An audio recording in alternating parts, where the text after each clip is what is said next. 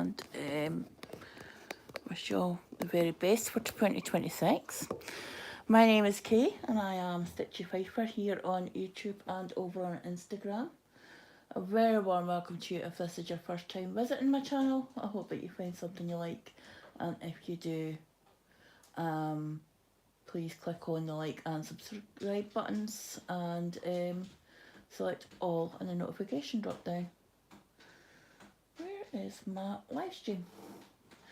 It's not showing up on my chat on my studio.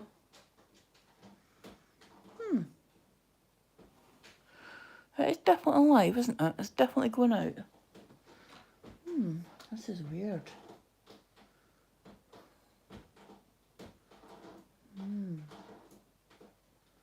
Okay. Definitely logged in.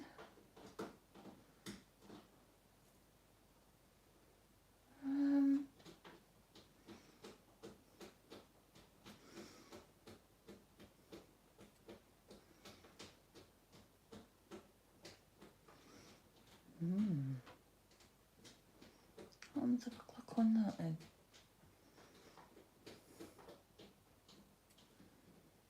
Nope, that is not what I want to do. Right, I shall start stitching as soon as I can get my laptop working and I can actually see what comments people are making. Right. In there. Thank you so much for gassing the house out, Charlie. Or was it Oscar? Oh. We're going to create the studio a different way. Hold on. Going through my YouTube. Come on. You'd think I'd have got rid of all the gremlins yesterday. Obviously not. Right. Click on that.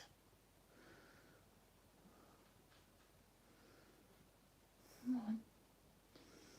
Oh, for goodness sake, you're so slow. Why is it so slow? YouTube Studio. Come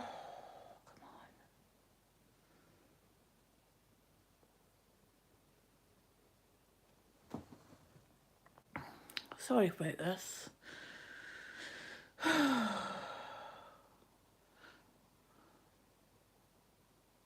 Why are you showing me stats that are so out of date? Seriously, it's...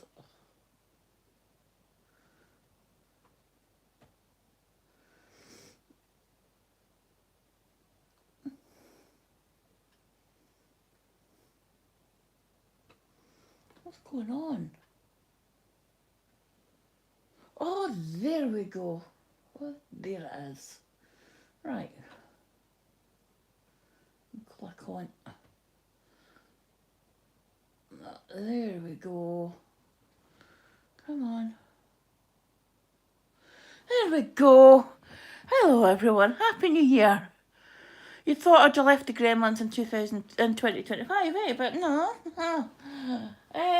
Hello. Before I start stitching, I thought I'd do a wee game. How about you have a wee guess as to which of the 12 charts I have picked for my head sail? Come on. Oscar, do you want to not do that, please? That little quake was Oscar head button. Will you stop? That's twice you've done it and now you've moved my camera. You either lie quiet or you go away. Alright, you're going to lie... Well, you've got to lie quiet. Oh, for goodness sakes. Yeah, so have a little guess as to what one I picked. There's no prize for this. I just want to see how well you guys know me. Or think you know me. Anyone? Oscar, will you stop? Oh, for goodness sake. Right, get down. Come on, you can't lie there if you can't be trusted not to lie still. Come on. Cats, huh? Anyone?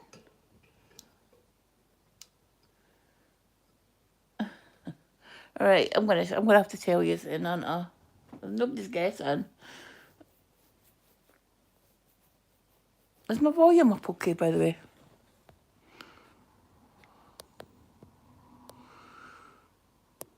Is that better? Can you hear me? Can you hear me? Can everyone hear me okay? Or is it just me talking to space at the moment? Anyway, those of you who watched yesterday's live stream, when I had the discontinued colour, will know the saga of, do I start the second thread or do I... Oh, that's too far that way. That's too far that way. There we go. Those of you that...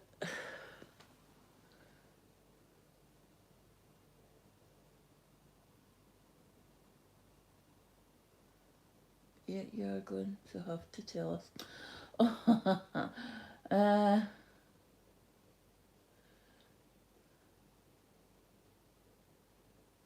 Well, Maddie, you must have cheated because that's exactly the one I've picked. An abundance of fruit. It was between that, the cottage, battle, and fairy tale. Because I like stitching buildings. And I like the battle because one of the girls on Nicola's group had been doing the big one, the full size one. And I was going to get it then, but I kind of held back. But because I got it down to those four, I couldn't decide between the four of them, so I put them on a decisions wheel, knowing that because I liked so many of them, I was determined I was going to get the 6 pages. So I picked Abundance of Fruit. So the only people that really knew about that were me, the admins of the Sal group, and Abby at Crossing Crafts because she kitted it up for me. I'm just sorting my threads back into order because I was stitching last night. I got over 1,000 stitches done on Monica Glen yesterday, so I've only got another 2,000 to do before it joins the rotation next year. Well, this year. Just trying to get myself into some order at the minute. I'm not normally this slow to get started, as you know.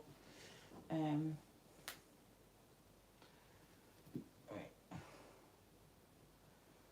So 369, so I got there, right.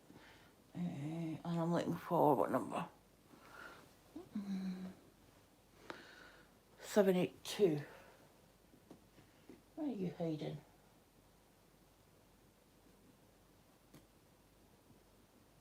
Why are you in there? You're in the wrong place then. You're in there, so where did... Yeah, the one that I'm wanting... I can't count today either, so everything's... All my threads are completely out of order. Right, 782. Let's see. It should be 781, but it's a discontinued colour. So if I'm right in thinking, 782 was 7... Wait a minute. Come on. Open. I'm sure 782 was a placement for 781.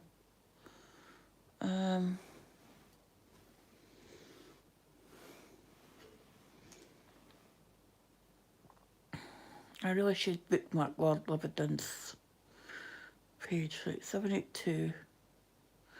781, where are you? 781. The very dark topaz switched with 782. It doesn't look... Because that mock-up is very dark in that corner, and this is not a dark colour. But we shall trust the process. Right.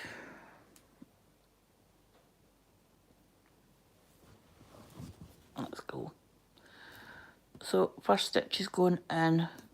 So have you had a good New Year? Did you go out and celebrate? Are you nursing hangovers? Or stitchovers if you've been sitting stitching all night? I don't think next year I'll be doing the 12 hours of stitching on Hogmanay. I might do what I did the year before and pick my project that's the closest to the finish and work on that for the 12 hours and try and get it finished. It was okay, and I did get plenty of stitches in, but towards the end my eyes were starting to go a bit. We're staring at the 25 count. So I think next year I'll go back to what I have done in previous years and just do a focus or a finish on whichever project is nearest a finish and try and get it done for the end of the year. I mean, if I had done that instead of my 12 hours, my new start, yeah, I wouldn't have had my 25 projects, because I now have officially 26, including this one. I now officially have 26 whips, active whips. And the whole point of trying to start one every month this year was to try and get up to that magic 25 number. So theoretically, what I could do is I could do whip go, one project for each number. And I don't know why I'm doing cross country here, but I'll just undo that and we'll leave it parked. Because I'm getting carried away with the stitching. Right. Right, just mark off my stitches. So I could do whip go, and what I was thinking was how I've got the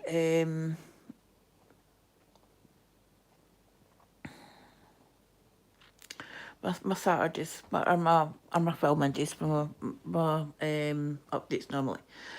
And those days I always find that my stitch count goes down because I'm spending so much time getting ready and you know, getting everything ready for filming and that.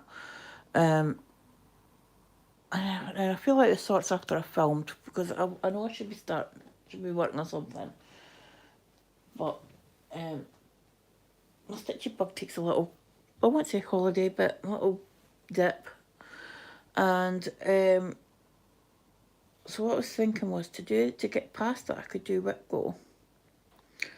And what I could do is do whatever numbers are called on alternate weeks. So like say numbers, I mean, I don't know what's been, well, I do know what's been called for January, I think. If I can go and look at Jessie's, Marie's channel, community tab.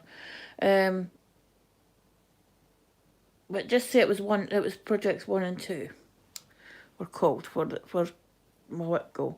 I could do alternate weeks, so like weeks 1 and 3, I could do project 1, and weeks 2 and 4, I could do project 2 on the Saturday, and it would get a little bit extra work in whatever my project was.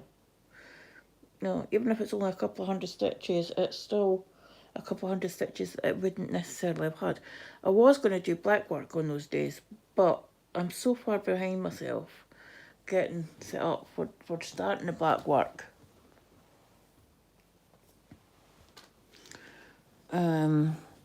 That, you know, it's...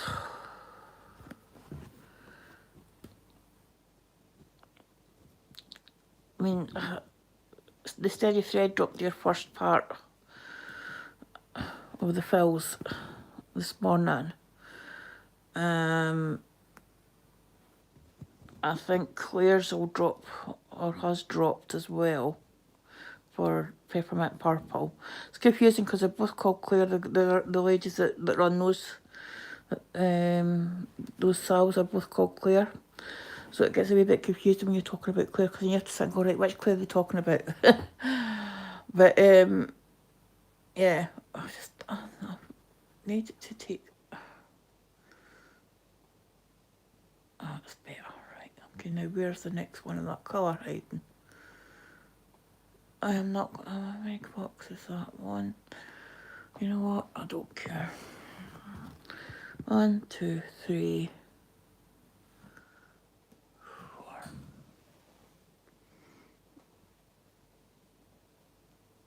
I'm going to zoom out a wee bit.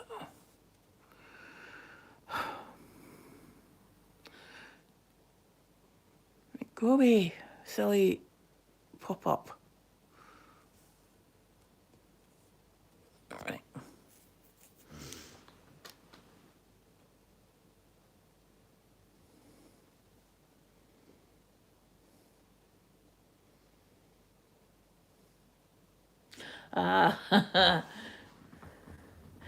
You were listening, Maddie. I'm sorry. I'm behind the comments here.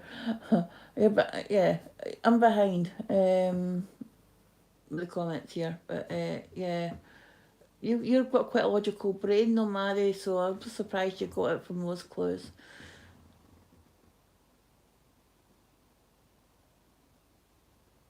Right.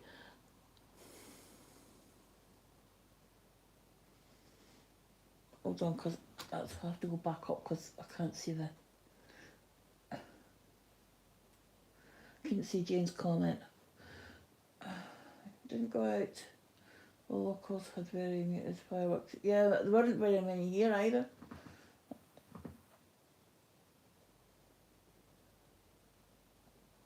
Oh, you watched the Nutcracker? Oh, that would be nice. Are starting to wait to tiny? That's one of the long ones, isn't it? The long narrow ones. There's quite a lot of the tiny town ones. I was kind of toying with the idea of taking a couple of them on, but I don't know if I would. Yeah, I like my full coverage projects and my big ones, so I don't know. I really need to try and get a couple of smalls though. And you've decided, Mario, that you're going to have 3 finishes for the year. Okay. Well, if anyone can do it, you can, because you're very, you were determined you're going to finish Be Elemental before the new year, and you did that. So, yeah. And the 300,000 stitches. Oh yeah, that's doable. Because I did.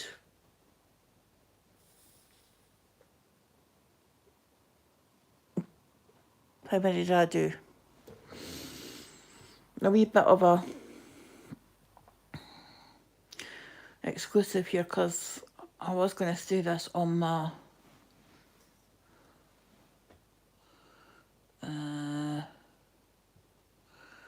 let's just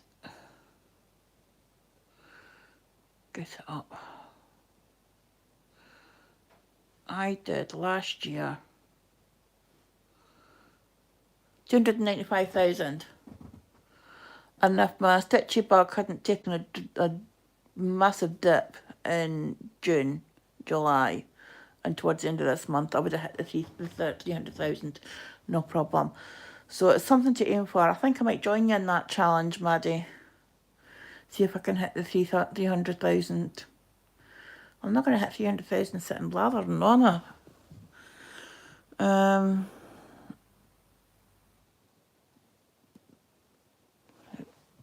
Wait a minute.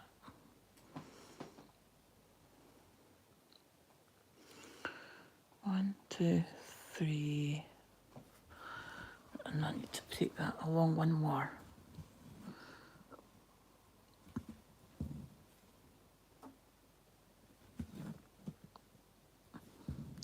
This is the only time that I stitches with nothing above, and that is when I'll start a new diagonal. because I treat the top row as if the row above has been stitched to give me something to work on, to give me a base to work from, basically. I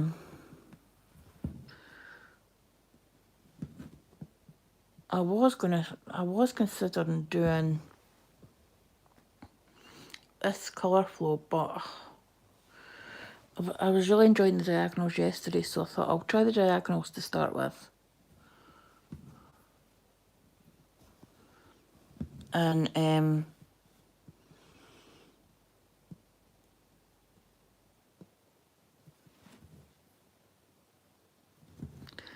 if I'm not enjoying doing it with the diagonals, I can always switch it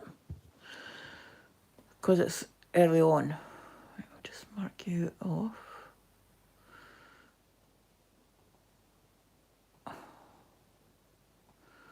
Right, I'm going down one line and back 1, 2, 3, 4. 1, 2, 3, 4. There, so yeah.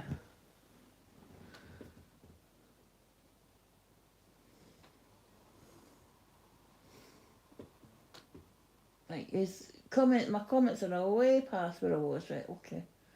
Yeah, that's a plus above, got that. And Jane's doing 2 finishes, 1 start. Sadly it's not working, but I will try. You were triggered by the monochromes. Okay, how many of them have you bought? What ones are you going to do? We're doing, well, I'm doing, I don't know, I think Maddie was going to do it as well.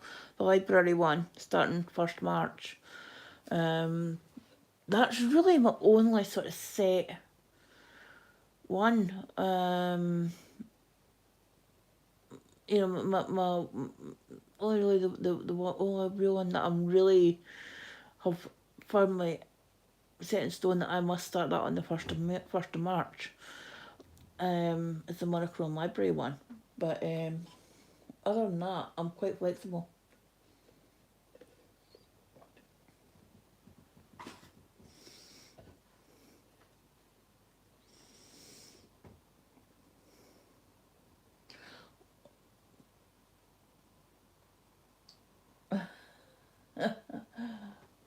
Hello, Sarah.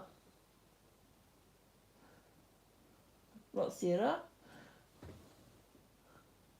Oh, hello, India. I'm sorry, I'm struggling to see your name on the screen because the way the light's hitting it.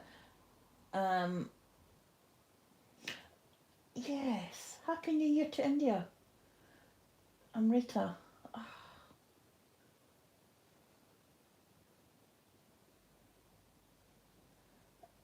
Yeah, I'm Rita. Maybe I may be doing cross stitch, but you are more than welcome to join in the chat. This is a stitch along, a new start. Oh, for goodness sake, I don't want to do any of that.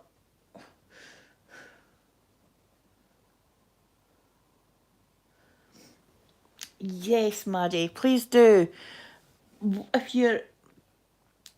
If I can recommend any sort of product to help with the keeping track of it, the Rainbow Sheets Gallery on Etsy, do a cross stitch planner. That's what I use. They do 2 versions. They do the standard version, which I think is 200. No, 100. Well, they do a standard version and they do a bigger version, because I think the likes of Jen and a couple of other ones that I've got, and Siski had went to them. I think it was Siski had went back to them and said, look, we need more. We've got 200 projects on the go here. Come on, we need more. I know that Jen had to go back to her and say, like, can you do one with more projects, because I've got so many, so many projects on the go. We tease her about it, but Jen wouldn't be Jen if she didn't have so many projects on the go, I think. I mean, for having that many done, she does get a lot done, a lot of stitches in, and a lot of finishes. 3829.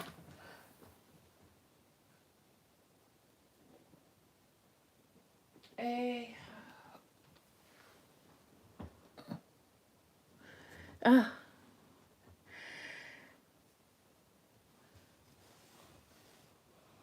you're welcome, Amrita. I'm Rita. I'm pronouncing it wrong now. I do apologise. I only did it the last time because Jane had written it. But you are most welcome. I hope you have had a quiet, or not a quiet New Year, shall I say, a good New Year, and that celebrations were not too boisterous and what have you.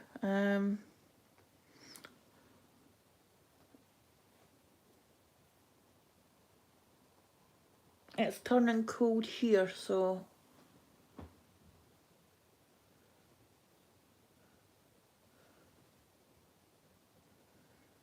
I'm Rita. Okay.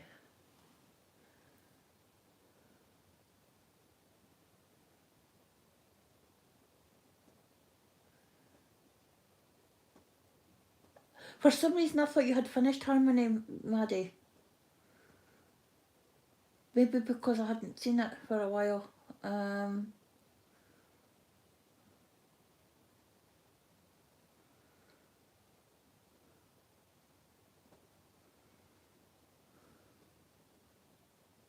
Oh, thank you. Thank you, Amrita. I do try. Some will say that I am trying.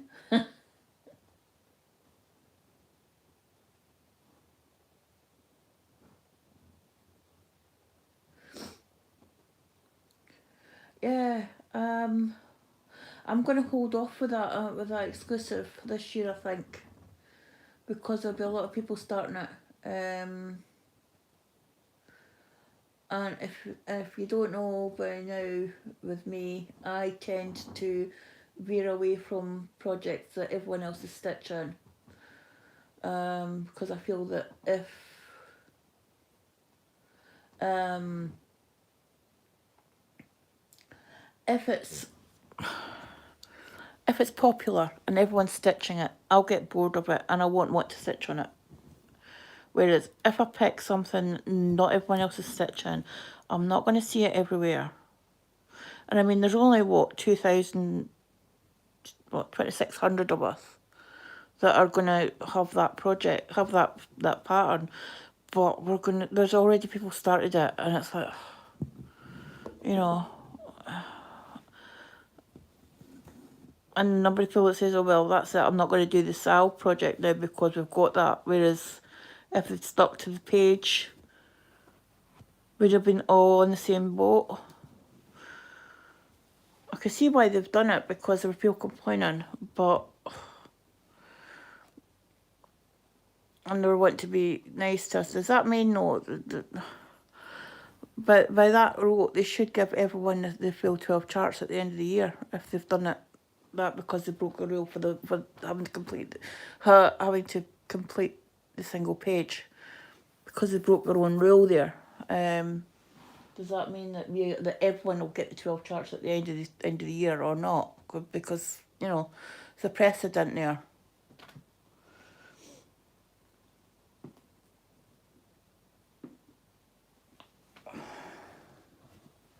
And remember, guys, it's the 30th of December, not the 31st, for getting your final submission in for it, because the number of people I've seen on the head group that will, oh, I missed it, thought it was today, thought it was the 31st.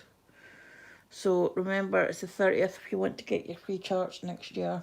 Well, at the end of the year.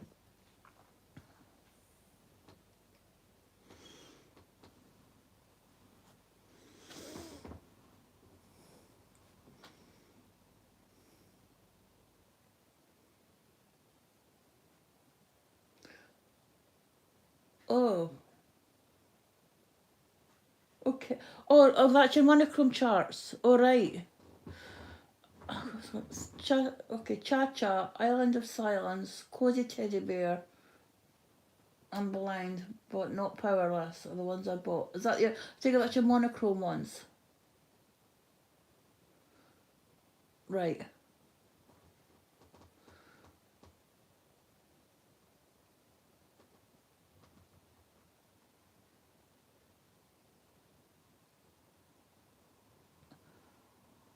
So you're going to go bottom right to top left instead of top left to bottom right for that one, Maddie? I think it's too ingrained for me to do the top left start. Because I was going to try top right for one project and I automatically put it in the frame and measured it up to start on the top left. And I think I was actually putting the first couple of stitches and I thought, this isn't what I was going to plan for this. I am stitching at the Heaven and Earth Designs company. They had they have a stitch along. This is what, the third year that they've done it, and they give us a choice of 12 charts, and I picked one called An Abundance of Fruit. It's a still life fruit, still life one. We have to stitch minimum of 6 pages in order to get all 12 of the designs. And if we complete it, last year we got a choice of chart. This year they're giving us a choice of between 3 charts. If we complete it, I'm kind of on the fence about the three options, actually, to tell the truth. But they also gave us another free chart. In fact, they gave us 2 extra charts this year because they rounded up. They do milestone charts as well, which is basically for however many participants join in this stitch along. They release an additional chart, sort of like as a reward chart. We got 2,000, I think it was 2,600 participants, and so what they did was they, instead of giving us just the one for the 1,000 and 2,000 participants, they also gave us the one for 3,000 because we were so close. They said we were so close to it. I'm saying 2,600 is probably more than that because, but that was the last time I checked. It was that. That was the number that was there. So the one that we're talking about, the Amy Stewart stitching one, was it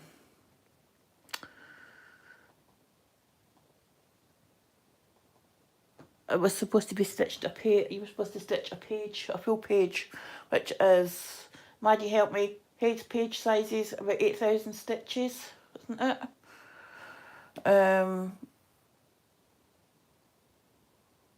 8 to 9,000 stitches or something. I can't remember. So we had to do at least that. I think it works out at 10% or something of the full chart to get this exclusive chart. But what they've done is they've released it early and everyone that's in the sal's got it. So they've kind of went against their own rule, because the rule was we all had to stitch one page. Where it is?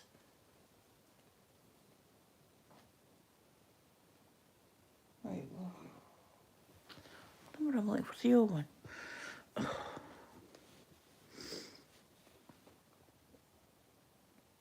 So what I'm saying is, if that's the precedent, regardless of whether we stitch the 6 pages at the end of the year, they should give us all 12 charts. Which they won't. But they set that precedent because they've done it at the start of the year with the exclusive chart.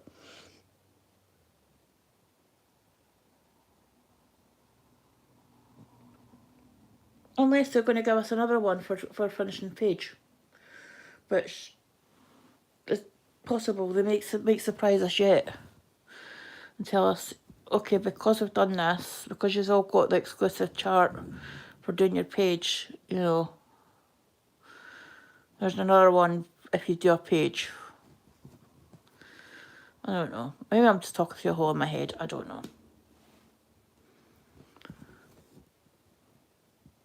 But it shall be interesting to find out.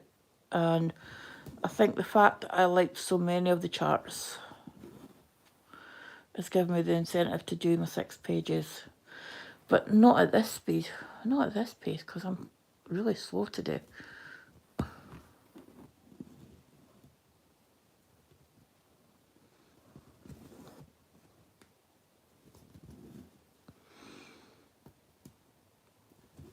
I'm always slow when I first get started with a project anyway. But once I've got a couple of diagonals done and a couple of rows established, I usually start to speed up. Will I hit 300,000 stitches this year? Who knows? We shall find out. 1, 2, 3, 4 down from there. 1, 3, 4. So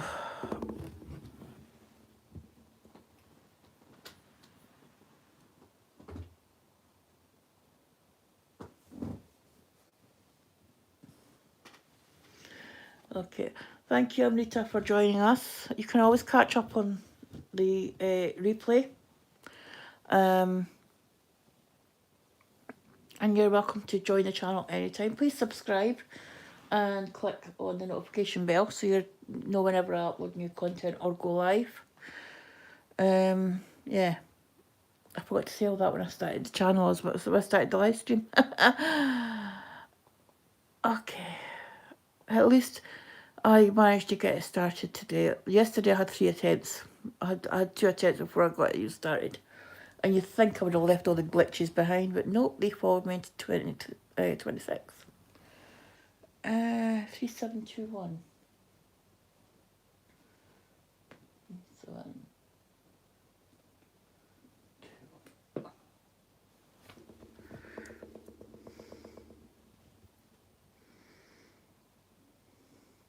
some pretty colours in this actually.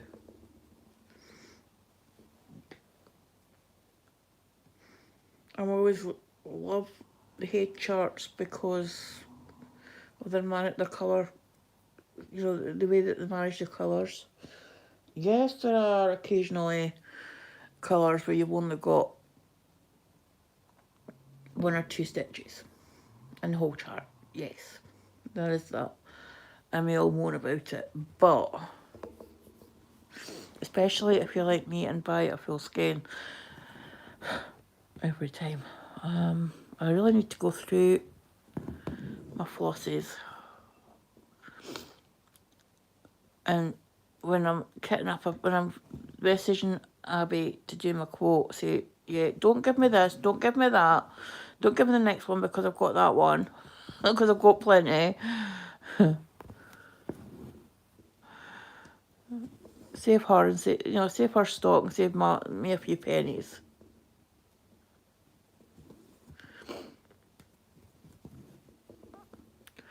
I'm saying save me a few pennies, well, we shall see.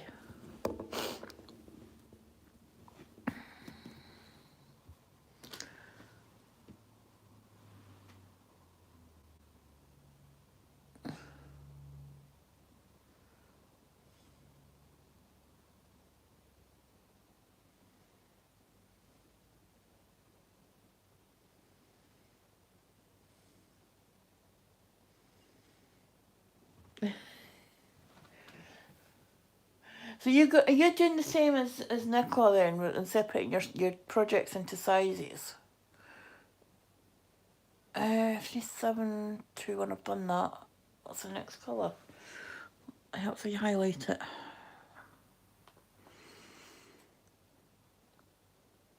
902. 902.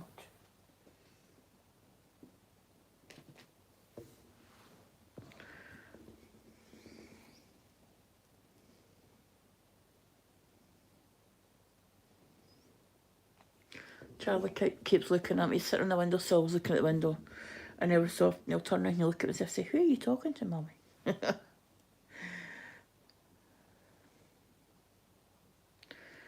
My friends on the interweb, Charlie, that's who I'm talking to. I'm like rather confused at the moment because my neighbour has gone out and come back in 3 times, so I don't know whether they're taking stuff out to a car or what, but they go past every so often and he looks rather confused to say, wait a minute.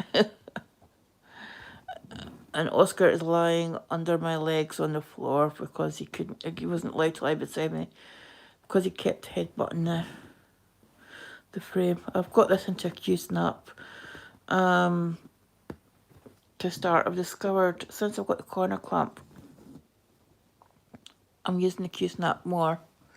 But I use it because, to start with, top left, really hard on my shoulder, my right shoulder. So, yeah.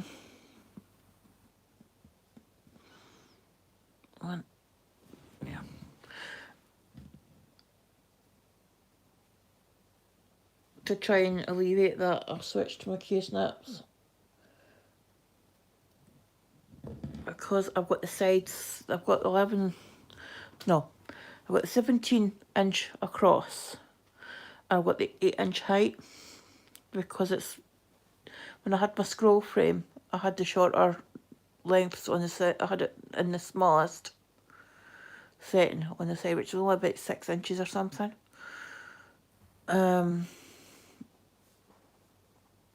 So yeah.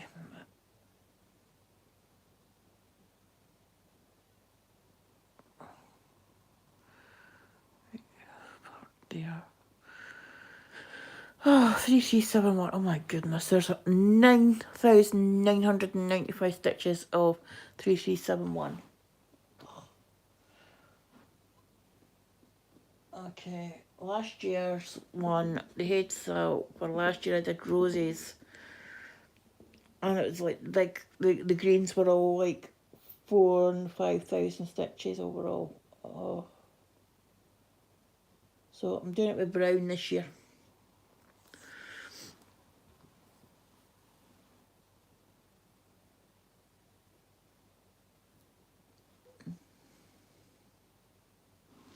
You've got 3 large, 2 heads, 1 artisan, quite a few medium, and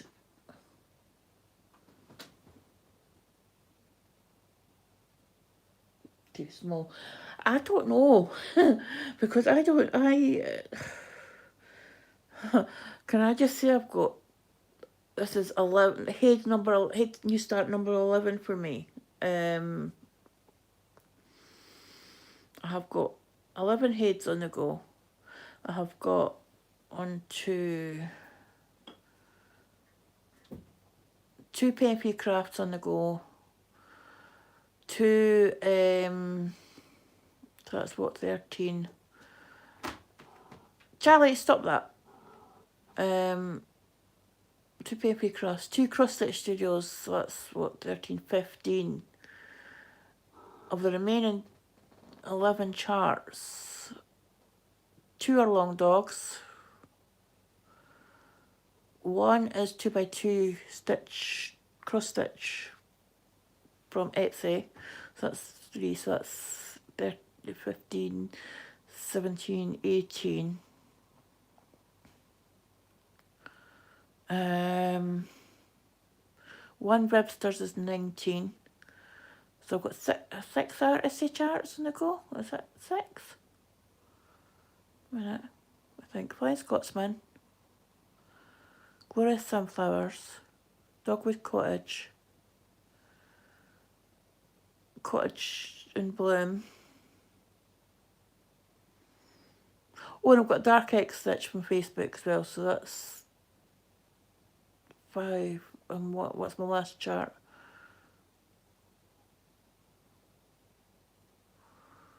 Oh, miscounted somewhere.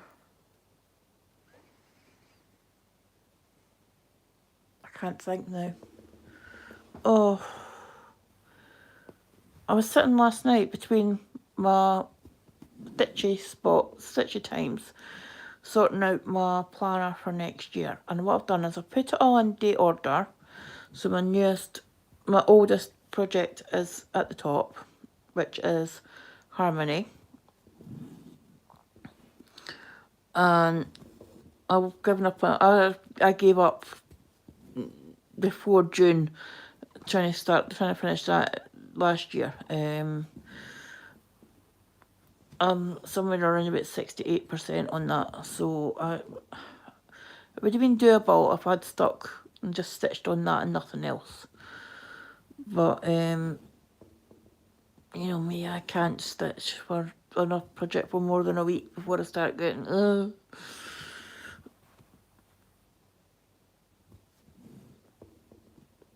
I'm just trying to think what I can do for May instead of monogamous May, or I was thinking of doing a May Madness.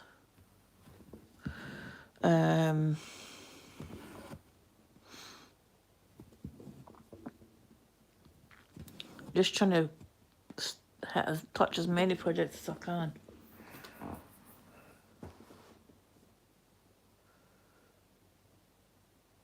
Yeah, I would say that. I think I need to get some smalls. I think the smallest one I have is my Fisherman's Friends. Well, it's the closest to finish, certainly. The smallest full coverage, I think, is the Flying Scotsman at 60,000. At 2/3 done on that, so yeah. So I think that I should count that as a small one. I'm gonna have the 12, the other 11 charts from last year, so that's potential for some small projects there, because they're only about 80,000 stitches, between 80 and 90,000 stitches, so anything below 100,000 stitches to me is a small project. So if you're looking at the stitch count, I've got quite a few smalls. Even my new long dog pennants, I would say that's a small because it's less than 100,000 stitches, even though it's a big project because it's big size wise.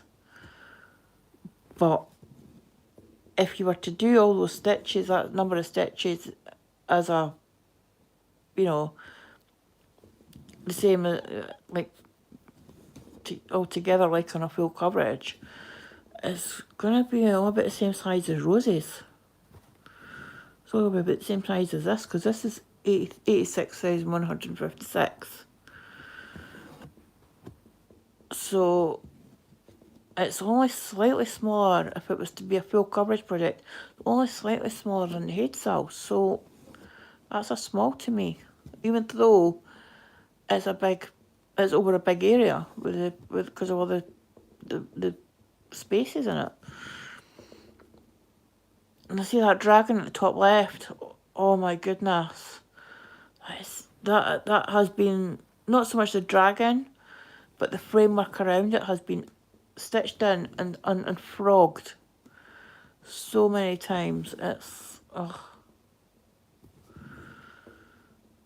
I'm enjoying it. I like doing my long dog samplers. I think it's becoming a bit of a tradition for me though, to start one on my birthday. Don't know what one I'll be doing this year. If I get Fisherman's Friends finished, I'm going to start another one.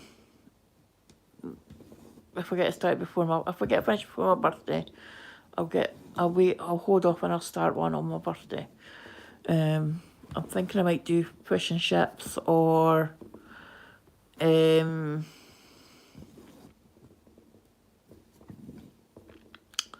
Fisher King, or one of those ones. I'm going to pick a colour that's similar to the colour that I've picked, because I'm using 3766 and my vision for it is either as lapis lazuli, not lapis lazuli, the other one. Oh, what's it called?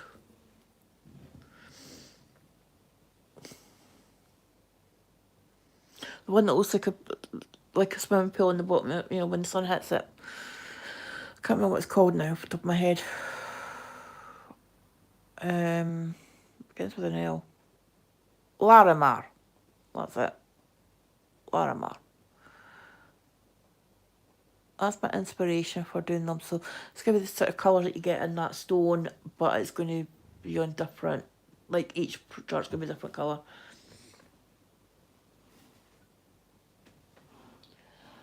Yes, I am doing the 1,000 per rotation. 1,000 stitches or 2 days. I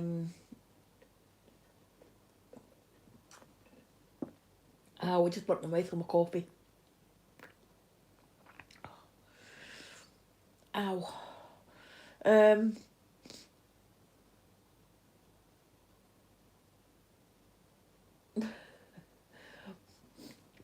But Jane, you'll get as much enjoyment out of doing those as I will doing mine. It's not the number of stitches, it's the enjoyment we get from doing them. Am I going to have any finishes this year? I don't know.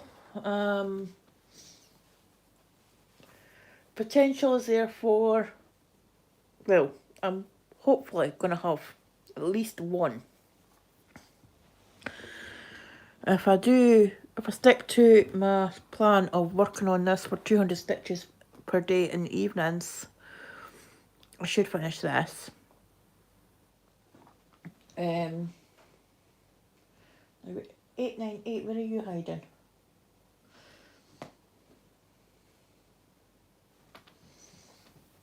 Oh, where's 898 hiding? Oh, yes.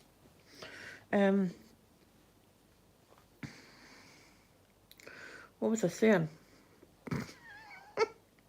Finishes. Yeah, I should finish this. My plan is 200 stitches per day or in the evenings, and I'm going to be doing what are 2 strands? How the?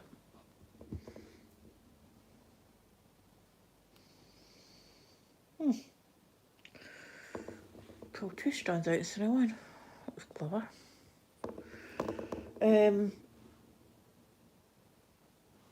Yeah, 200 stitches per day in the evening. I'm doing a series of challenges. I'm starting the Harry Potter one. Again, I'll be starting it. So if I can do 200 stitches per day, that's about a page, equivalent of a page on the book, I think. Work my way through the books, the Harry Potter books, the series of challenges. Just basically just tallying off numbers, but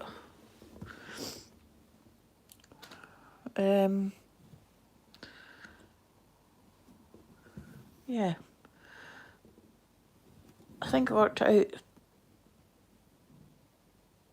to be about 200 stitches anyway, to get it done in time. But I always try and do a wee bit more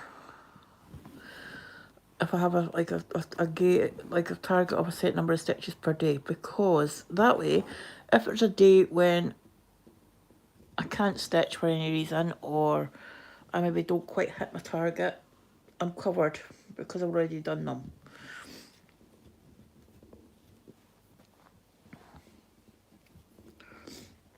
So I'm saying 200 stitches a day. I'm probably going to have my say that's my target, but I'd like to hit 250. Right, 3781. Oh, freaking sake. Where are we going now?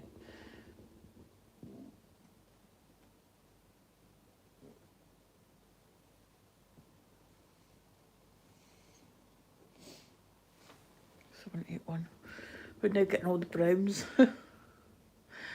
Oh dear.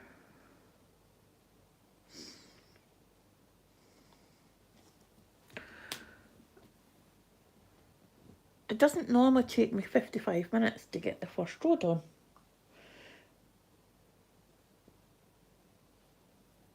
It's your fault. You're distracting me. No, not really. It doesn't take a lot to distract me some days.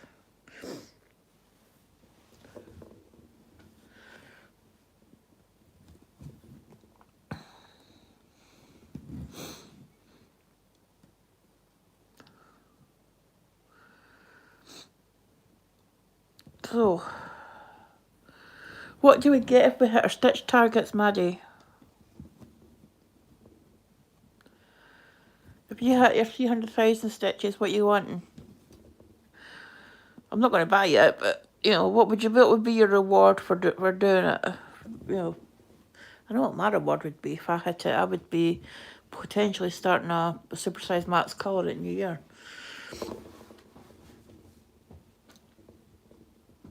Or February, shall we say. So if I hit my 300,000 stitches this year, come on, I'm going to start a supersized Max colour, I think, on 1st of February 2027. So what would you do, Matt? What's going to be your reward? 611.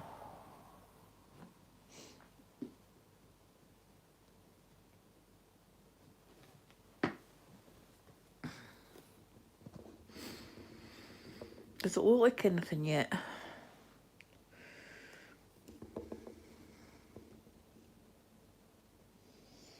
That kind of threw me a wee bit.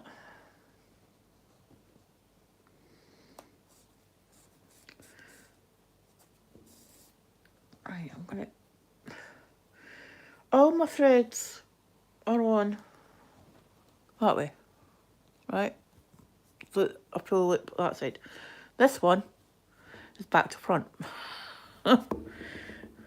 So it's going to come out and going the right way round.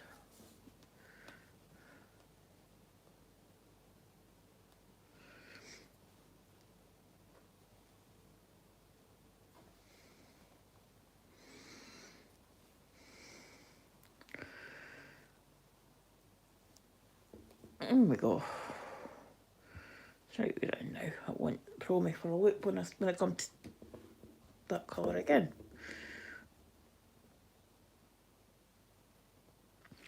I'm sitting here, I'm now sitting here hoping, against hope, that I have no more discontinued colours in this.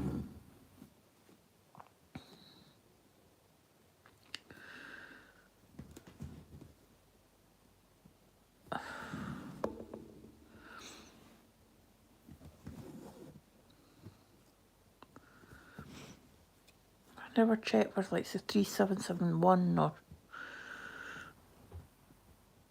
any other ones that...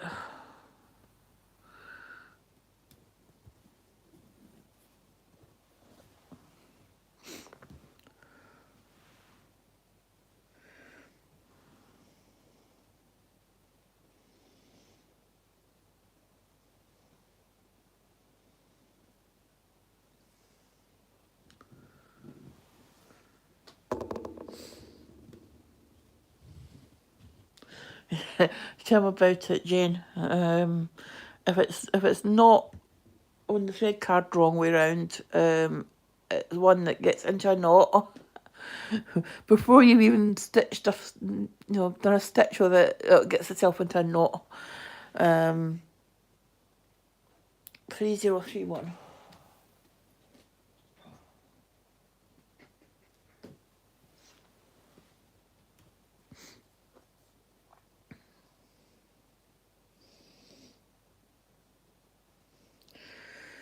Yeah, or it's split, so it won't go in the needle.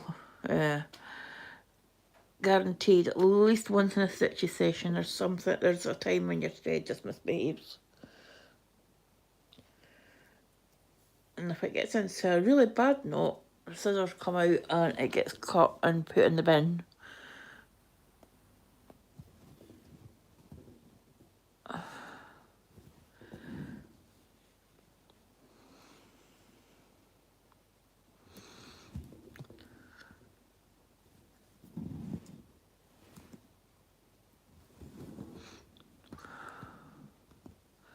So have you made New Year's resolutions, guys?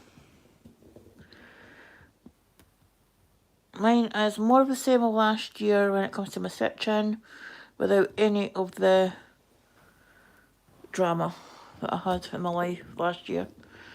out any of the upsets. I'm going to try and just take each day as it comes.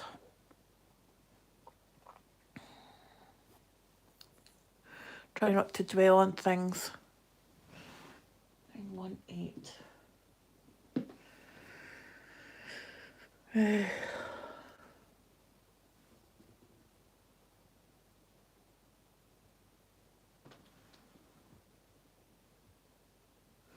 Right, I don't know how many I've got left. Hold on. There. Scroll up to there. Into harmony. I'm at 67.58%. I have got just under 51,000 to go. So I'm a wee bit ahead of you, but not by much. But the speed you stitch, the speed you stitch up, Maddie, you'll be done well before me.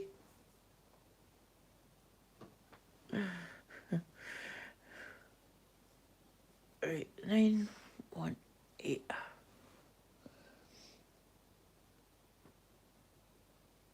Come on. There we go.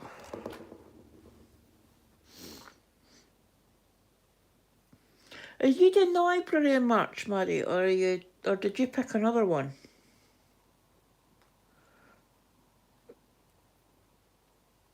It feels really weird at the moment because I've burnt my tongue on the roof of my mouth with my coffee, so it feels really weird when I'm talking at the moment.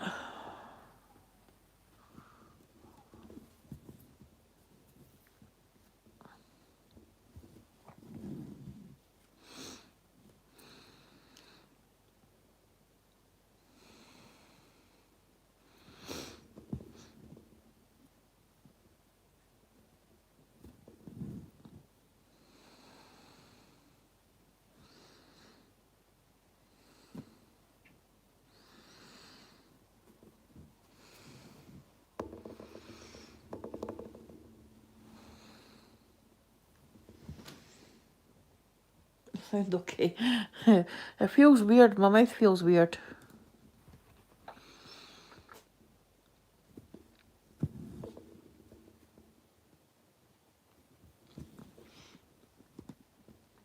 I got a Stanley Cup from a friend when they were away on holiday, and I put my coffee in it, and I forget how hot it is because it's been sitting there for a wee while. And you think, well, like, with a normal cup of coffee, if you leave it sitting for a wee while, it would be, it'd be just fine for drinking. You go and take a mouthful of your coffee out your Stanley Cup.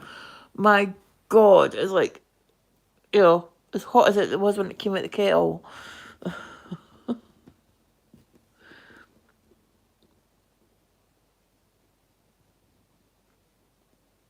My coffee with my caramel, salted caramel syrup, because I went off just straight coffee. I like a flavoured coffee now. I've got caramel, salted caramel there. I'm going to get vanilla for maybe next month. I like vanilla. I like the vanilla one. I like the mint one. I like the salted caramel one, obviously. They did a gingerbread one a couple of years ago for Christmas, which was quite nice. If I can get that again, I'll be quite happy. I think that was a limited edition though, so I don't know if I'll do that again. Yeah.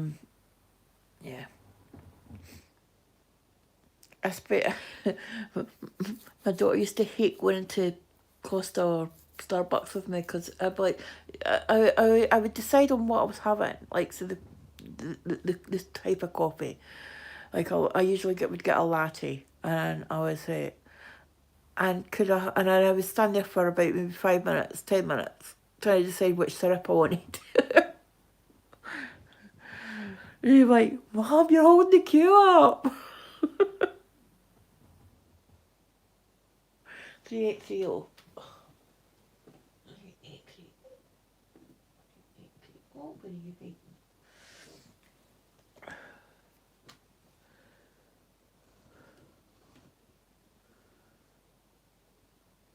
Oh, you're doing yours in purple. Oh, that'll be nice.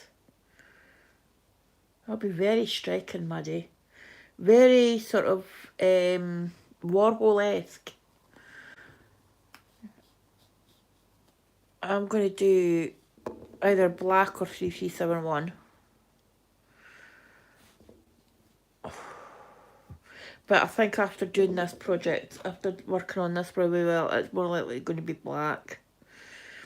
Or I might do 535, not 535, 939.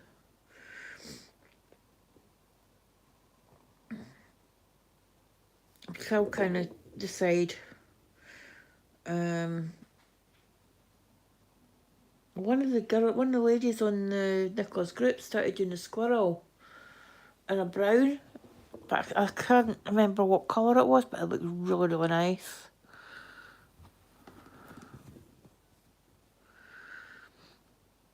I mean, you don't have to do the monochrome designs in black, because Patsy did a sewing machine one, I think it was Stitch and Jewels last year, and she did it in a sort of burgundy colour.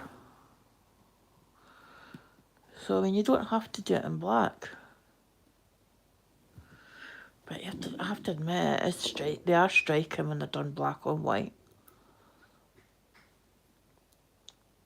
I think that's why I picked that for Taboo. Because it's one of the smaller ones, but...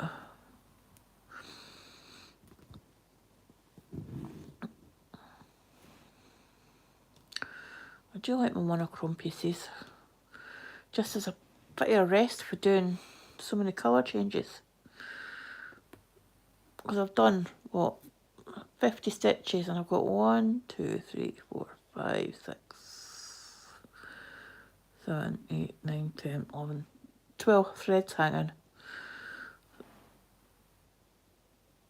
So it's nice to do a project where it's just straight stitching and you don't have to change thread colour.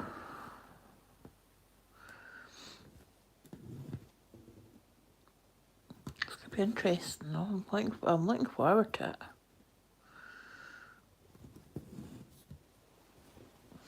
To get my thread.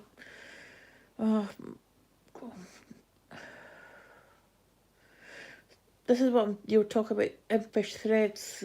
I managed to stitch through my thread. Doing my loop start, sometimes it goes through the thread and not.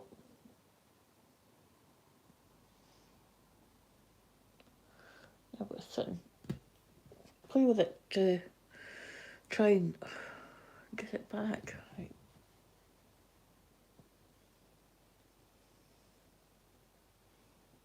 There we go. Right. I think I just got to I'll do the loop start. Where's my...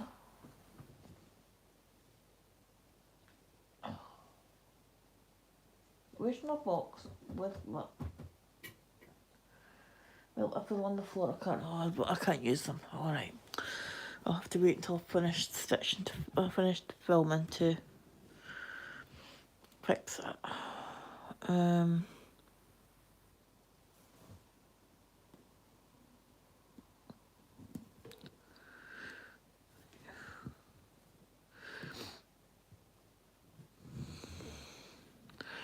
Still not went through right, okay. What's that? 869.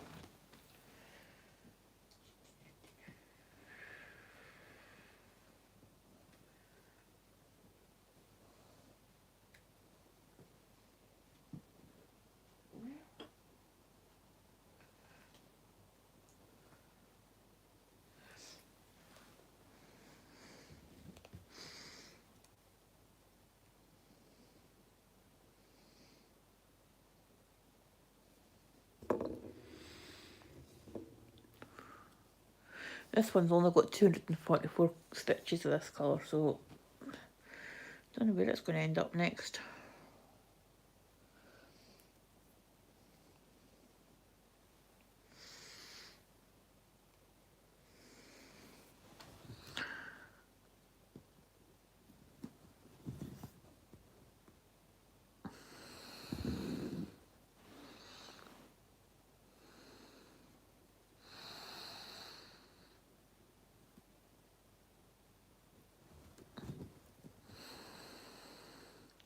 And the width of this one, I mean, it's only slightly longer than my Q-snap. So if I keep it on this Q-snap, I'll get most of the way across before I have to move it.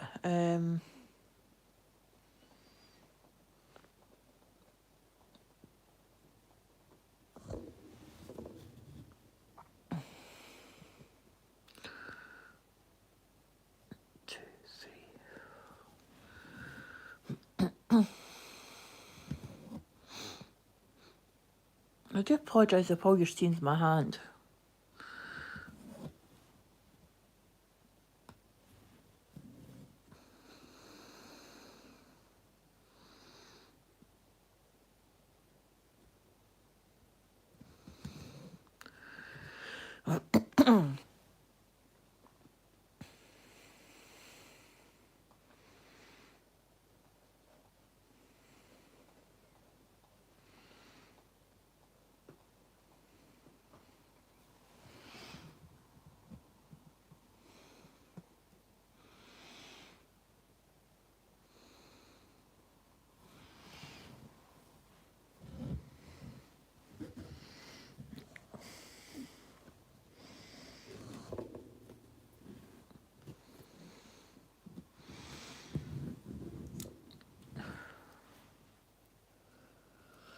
Oh.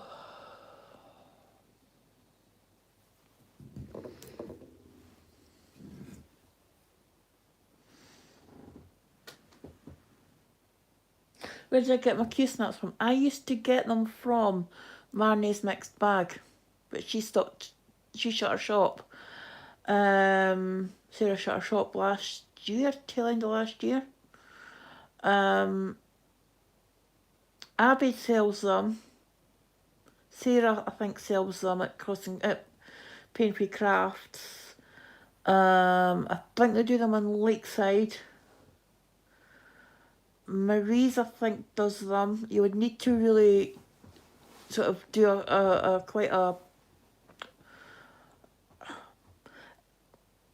would say have a look, have a shop around, because some places sell them cheaper than others. I don't know if Very Crafty do them. If they did, I would imagine that's probably the best bet price-wise. That's where I got my Lowry from, and it was a lot cheaper getting it from there than it was getting it from elsewhere. So yeah, I would suggest that if it's for that sort of thing, you sort of shop around. I not bought any for over a year. I mean, they do them on Amazon, but I would be careful getting them off Amazon. And if I'm getting them off Amazon, make sure it's the branded Q-snaps and not a cheap knockoff. Because at least with the branded Q-snaps, if the snap bit, you know, the white bit along the top, if it breaks, you can at least get replacement sort of clips for it. Your other alternative to the Q-snaps, if you're not, you know, if you want to try a lightweight frame, I would suggest the Nudge. And I get my Nudge frames from Sarah at Painfree Crafts. They are so light. They really are so light compared to even the Q-snap.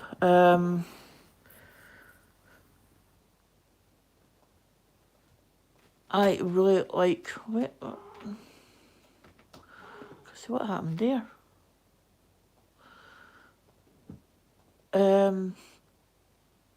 So yeah.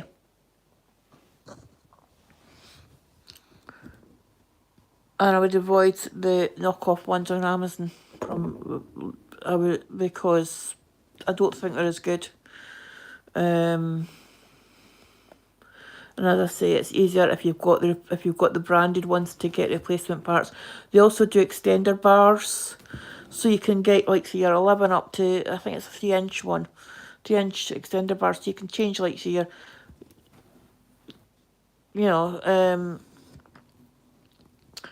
your 11 inch to a 14 inch or your 17 inch to a 21 inch. I mean, I could have went and got, if I had the extender bars, I would have just put them on. And just saying that, it would possibly been too big for this project, because it's only about, what maybe, right, that much, not, is that right, about there, 1, 2, 3, just shy of 3 inches longer than my frame, so it would have been hard to get it on the frame, I think. I've discovered with the Q-snaps, the smaller your project is, if you're wanting a frame where you just don't have to move it, I would go for the nudge. It's easier to get it into position. If you're not bothered about that and you're okay with moving your frame, I would go for a Q-snap for certain projects. I like the Q-snaps because of the versatility. You don't get that with the nudge because it's a rigid frame. And the Q-snaps, as I said, you can switch the sides between, you can buy, if you buy an 11 inch and an 8 inch Q-snap, you've got you've got the potential for there, like you can have an 11 by 11, an 11 by 8, an 8 by 8. So I got the 17 inch ones. I've got 2 of them, I think, or I've got 1, because I can only find 1 at the moment. So I've got this one 2. That's 2 projects that are 17 inches wide by 8 inch height for my Q-snaps.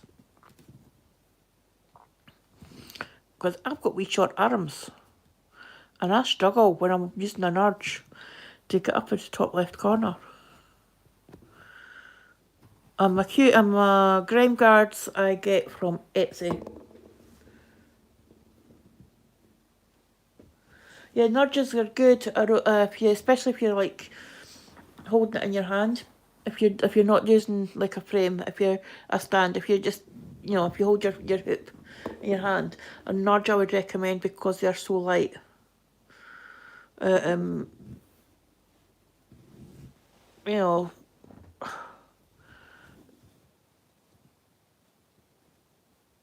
wee bit less versatile because obviously you can't put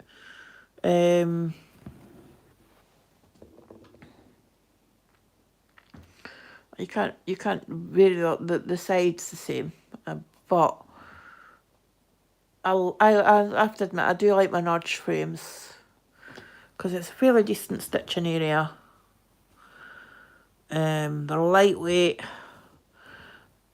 and if you don't have the corner clamp for your Lowry, they fit perfectly in that. I mean, whereas with the corner clamp, I can do Q-snaps, I can do my nudge. Not tried my scroll. I've got a scroll frame. I think it's 23 as the stitching area, because I could just fit harmony in it. And so the width of fabric for my harmony I think is 23. I've not tried that on my Lowry, and I'm not prepared to buy the long arm adapter for, the scroll frame adapter for one frame. And I don't intend to buy scroll frames again because I find them limiting. You can only stitch on a project that will fit in your scroll frame. So you can't use this, like I can't use my scroll frame if I'm working on my supersized mat scarf because it just won't fit. It wouldn't even fit sideways on. It's just too long. I did get a bigger scroll frame. I got an LBC one and come on a stand for it, and I regret it because the stand's very poor quality. The wing nuts, the bolts for the wing nuts going on come out, and I've already had one bar replaced, and I'm gonna have to get it replaced again. And the only thing I can think of is that I'm torquing it when I'm twisting it. I've got the Twizzler, and all I can think is that I'm torquing it somehow when I'm twisting it, and it's causing it. So for me, they don't work. For me, scroll frames don't work. But I've got the versatility with the Nudge and the Q-snap because I can stitch anywhere on my project. And I get to exercise my vocabulary when I'm doing so, when I'm putting the fabric in. The rather colourful part of my vocabulary, shall we say. If you'd heard me, we were trying to put this in the Q-snap. Oh my goodness. Right. Does it look like anything yet?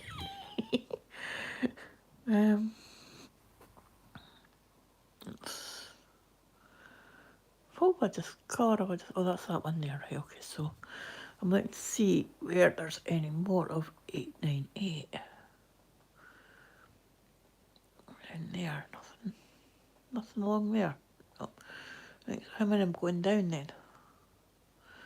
Right, 1, 2, 3 blocks, 1 block over, and I'm going 2 stitches in.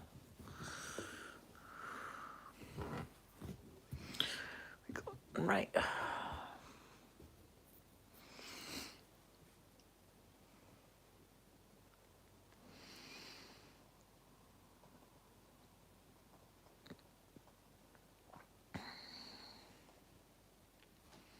Three, 8, 5, 8.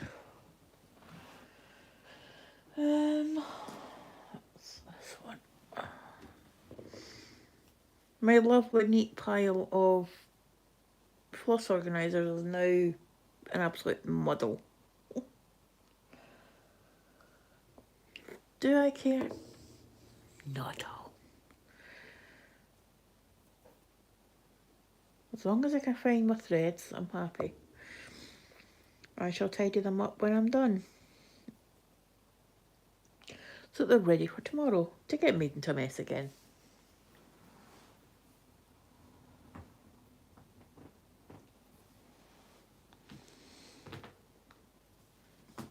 You're welcome, Jane.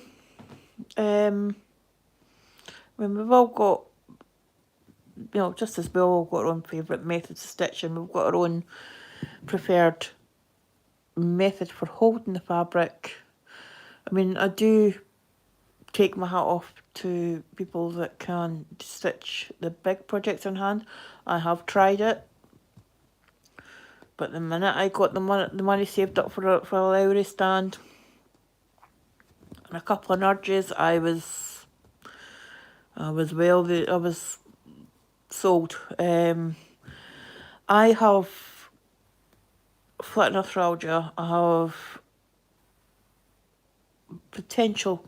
I potentially have Raynaud's, and occasionally I get cramps in my hand, especially when it's cold.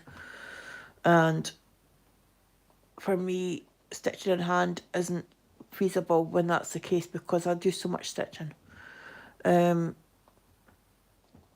So for me, it has to be in a frame. I mean, don't get me wrong, I do stitch in hand occasionally, especially on my smaller projects. 938.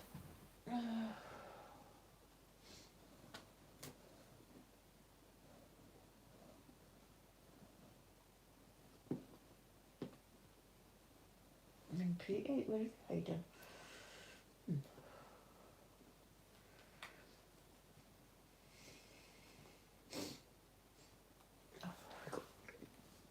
938. Oh, I need to top that one up.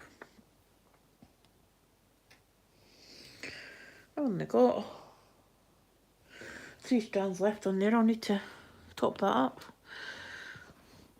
I did the other ones the other week. I must have forgot to get that. I'll need to dig that out of the what the box says.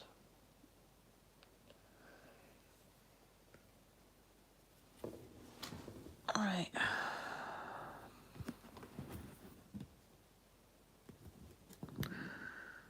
Yeah, like I said, we've got our own favourite stitching methods, so we've all got our own favourite ways of holding our fabric and stuff, so it would be kind of boring if we all did the same thing, don't you think? You know, it doesn't matter if I like doing diagonal stitching and someone else likes doing cross country, or, you know, extreme cross country, or, you know, it doesn't matter because the projects all look the same when they're completed. It doesn't, even then, I know, Charlie, do you want to be quiet, please? I've heard Kimberly on Fat Quarter Shop often lamenting that her and one of her colleagues stitch exactly the same projects with exactly the same kind of fabric and exactly the same threads, but they look completely different. So yeah, it's a very personal, very, you know, individual hobby, isn't it? Where are you hiding?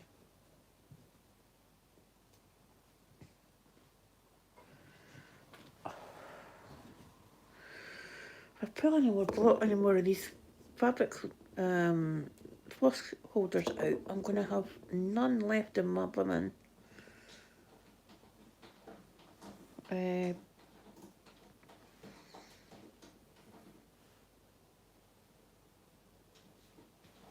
box. I have each colour of Sexy and Rose to Me has its slot on a floss organiser. I need 25 of them.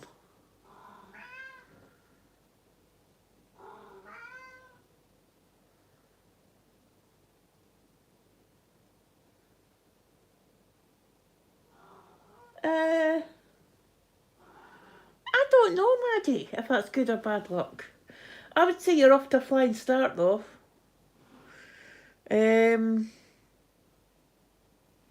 Yeah, you're at 1%, I'm at 0.8.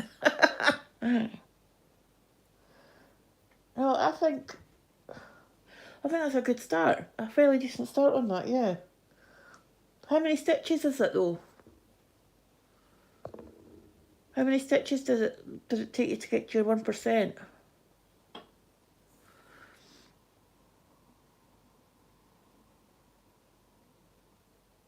Do I use my finger? No, I don't. I would get tied up in knots. And plus, I've pleated quite a few of mine. Quite a few of mine are pleated. So it wouldn't work. He's kind of made that into a bit of a gimmick, hasn't he?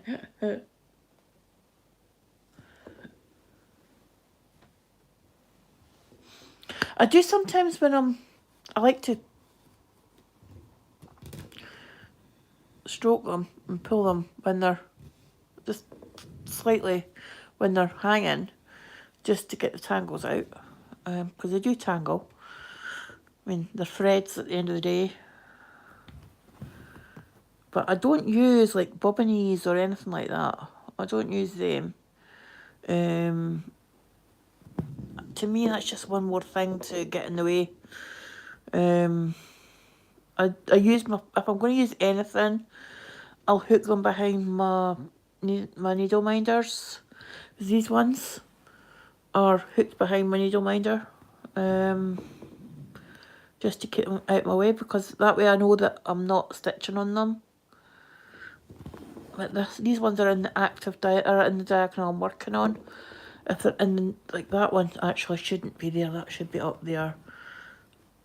And that one should be up there, because those are in the next diagonal. If it's in the diagonal I'm working on, they're just hanging.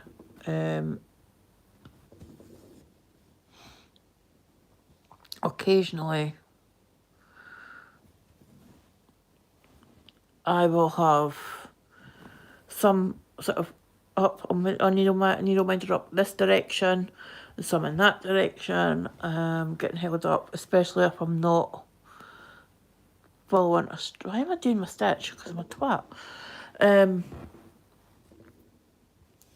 Especially if I'm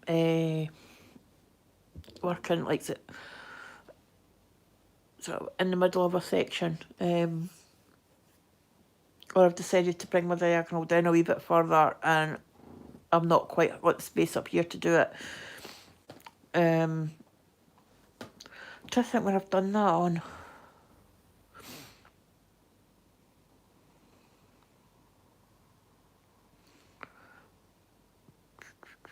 To think how I work them on, but you know, because I've got quite a lot, because I've got them coming down and they're parked underneath the section that I worked on, because I worked down and I've got them parked ready to start on the next pass, and I'm coming down that way, and I've got some that are up that way, and I've got other ones that are, why did I put them up that way?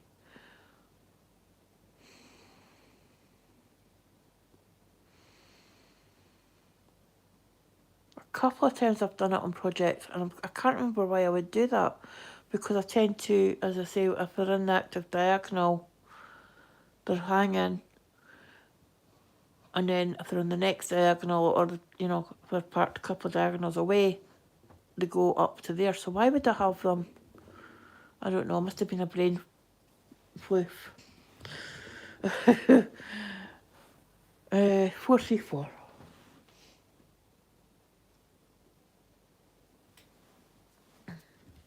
I have to admit, these colours actually look really nice together.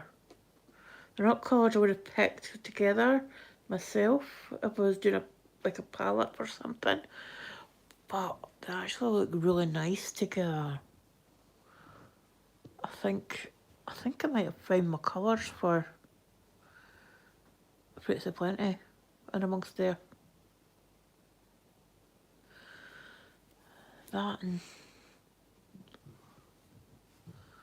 or that one. Oh, that one. And that one. Yeah, I like that.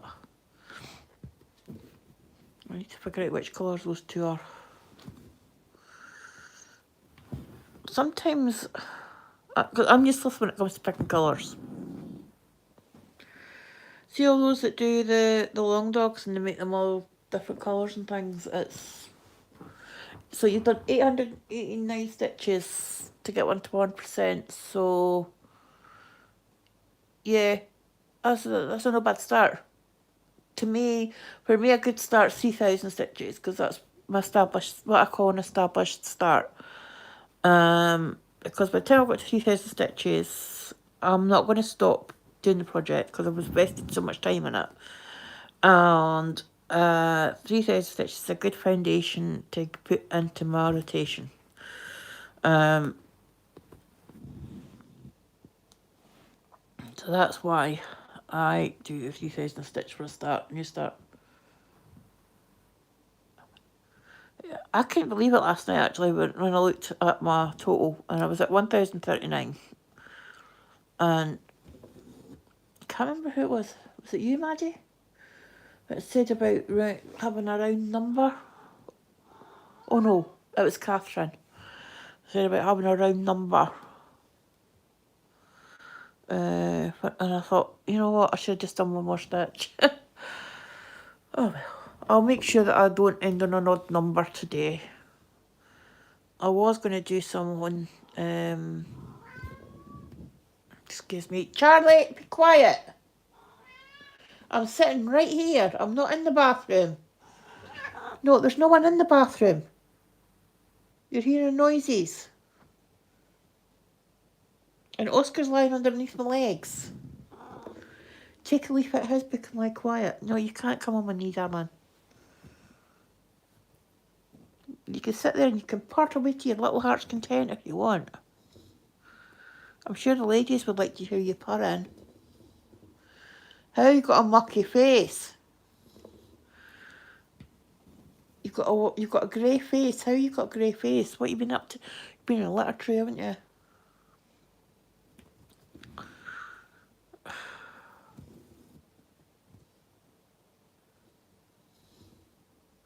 Woke up this morning to a little furry hot water bottle because Oscar had climbed under the covers during the night.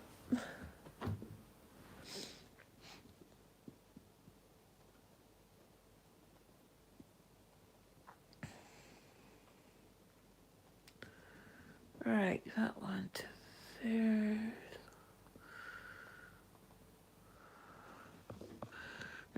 One more stitch there.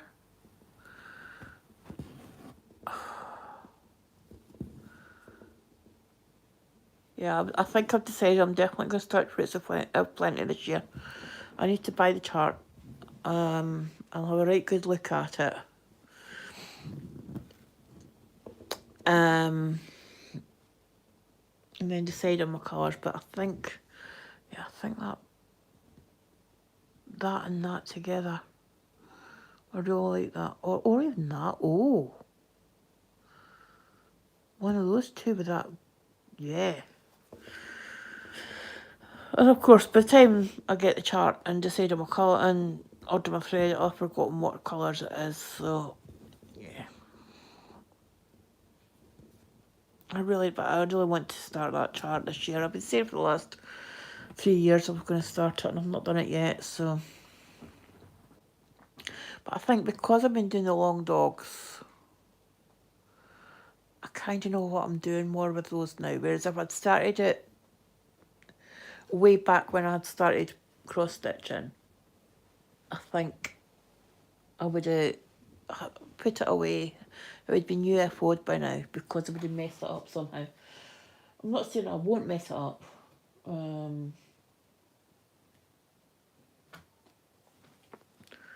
But there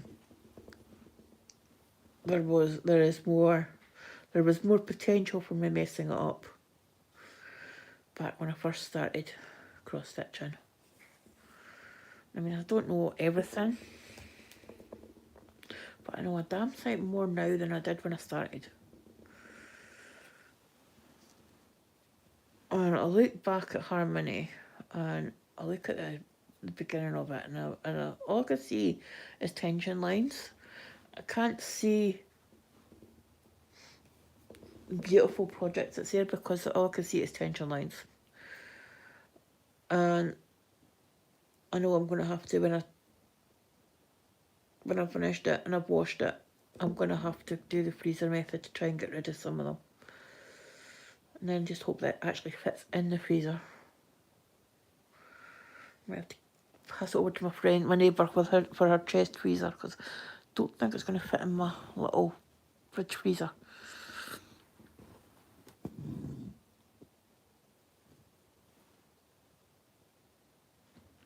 Put it in the freezer for a couple of hours to freeze it and then take it out and as it defrosts, unroll it and then iron it dry on the back. Supposed to get rid of the tension lines. Don't know how it works. I think it's to do with it must totally relax the fibres or whatever, but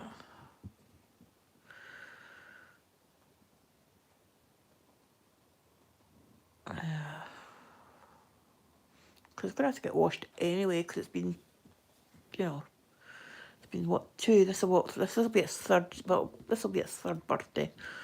I started on the 14th of April 2023, so it's going to be its third birthday in April, so I really need to try and get it finished this year.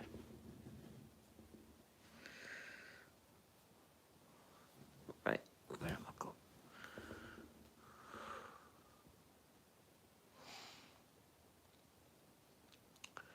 3857.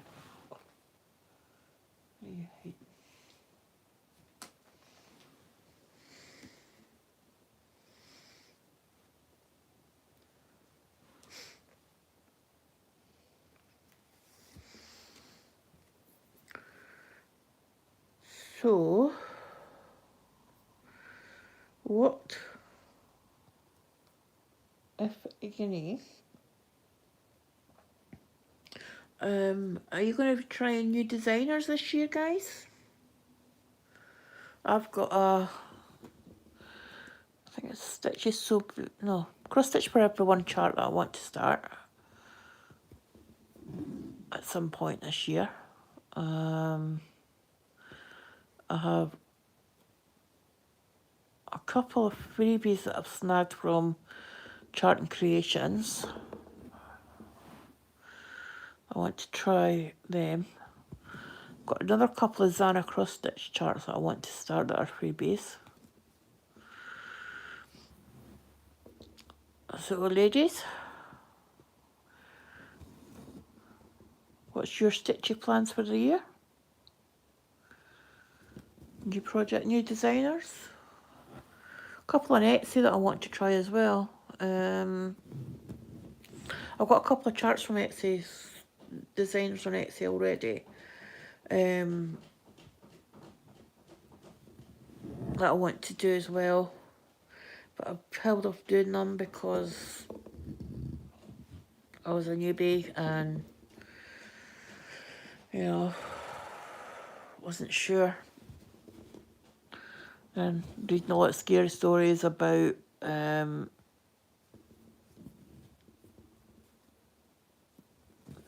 people that had bought charts from Etsy and thought they were legitimate and the charts were a mess. So it kind of held me back a wee bit. But there's a couple that I want to do. They're smaller ones, so they'd fit in the small category. One is an orchid, because my dad loved orchids. So I've got this beautiful one of a pink orchid, which as soon as I finish Flying Scotsman will be started. As another memorial piece for my dad. I've also got a lighthouse one. It's quite a small piece. It's very pastel watercolour type design. It's very, very pretty. That's the one I'm most sort of dubious about, because when I put it in Pattern Keeper to look at it and mock up, it was quite a lot of white spots on it. Which I'm hoping was just the fact that it wasn't quite reading the colours and I would need to go in and fix them. That's the sort of thing that I'm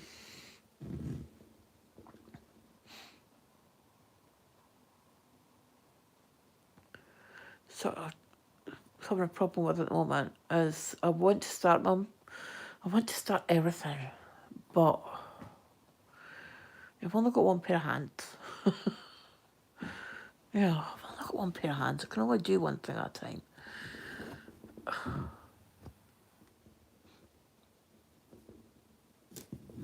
I want to have more. You know, I want to start more things this year, but I don't want to go overboard and start and jump from 25 to 50 projects on the go. I'm going to have to try and be sensible and finish some of the ones that I've got already before I start any more. Say shit. Because I've not got anything else planned new start wise before March. 8 to 6.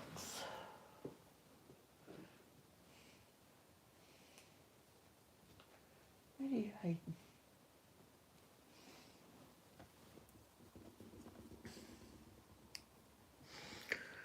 So, yeah. I think channel-wise, I'd like to do more of these live streams. But I don't know what days to do them on. I will not do a Sunday or a Wednesday. because those are Nicola's days. I've not been watching the live streams as much because I just kind of lost my enthusiasm for FlossTube as a whole to watch them, not for making them, but for, you know, kind of lost my enthusiasm for a wee bit. It's coming back, and I've watched a couple of Stitch with Me's and things, and I watched Stitch and Mummy's last couple of FlossTube updates as well, so yeah. I'm thinking if I do live streams,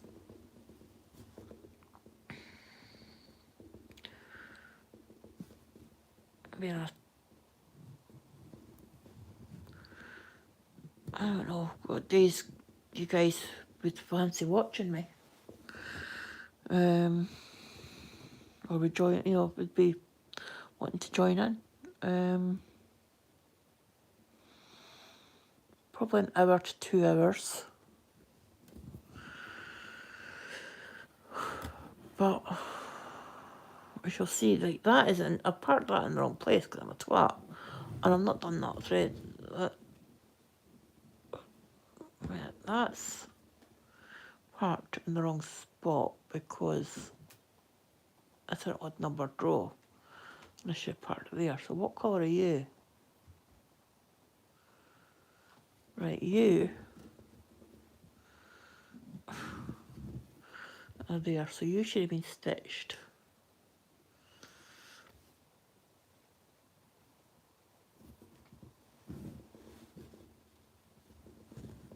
Right.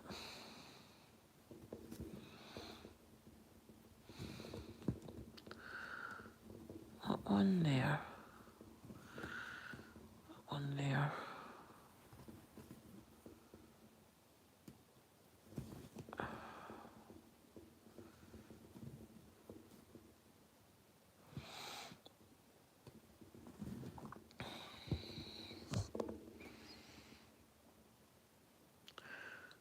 I've still not had 100 stitches. 782.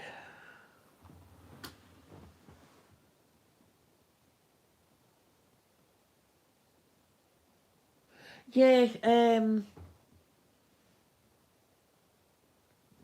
she's going back to 3, I think. A Monday, Thursday and a Saturday, I think she said.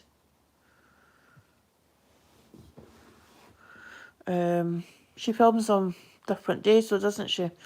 Yeah.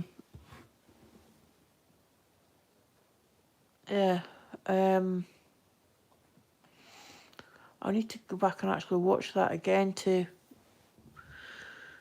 figure out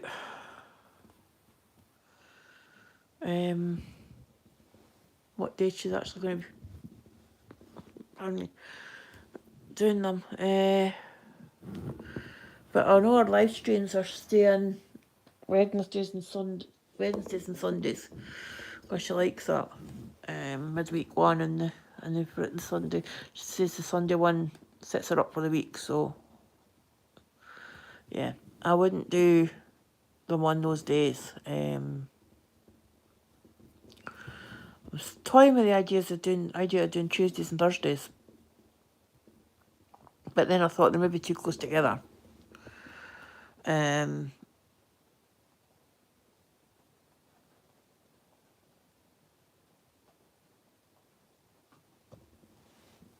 So I don't know. And I don't want to really do Fridays and Saturdays because, well, I'm saying I don't want to. I don't mind doing them, but I know that most people aren't like me and they actually have a life that, outside of stitching.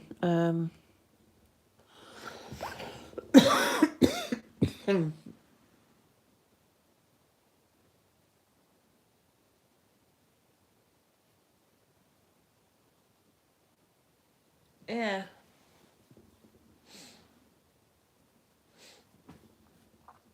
I didn't realise Stitch and Mummy had been doing this for coming up for 9 years. And Jess and Marie just celebrated our 9th flossiversary. My first flossiversary was actually in October, but I forgot it sort of slipped past me. I think next year I'll maybe make a big thing about it. But this year it kind of sort of slid past me without me really noticing.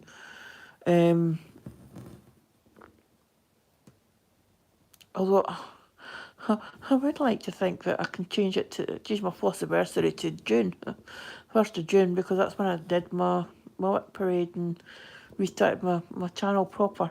Or can I be like royalty and have 2 birthdays, do you think? In October and in June.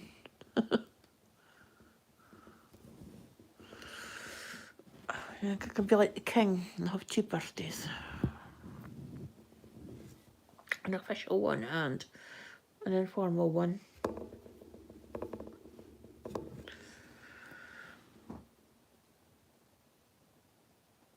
Right.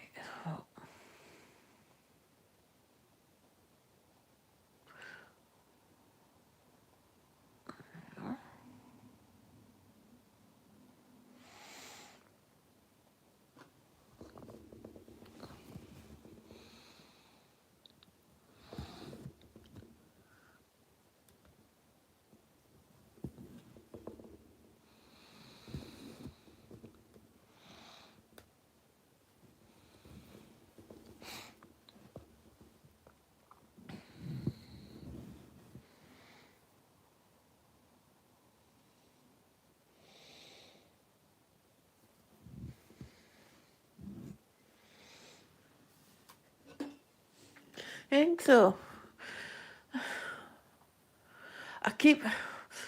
Whenever I start a new project, sometimes I'm quite disappointed with it to start with until I get maybe the first diagonal completed and I think, actually looks not too bad.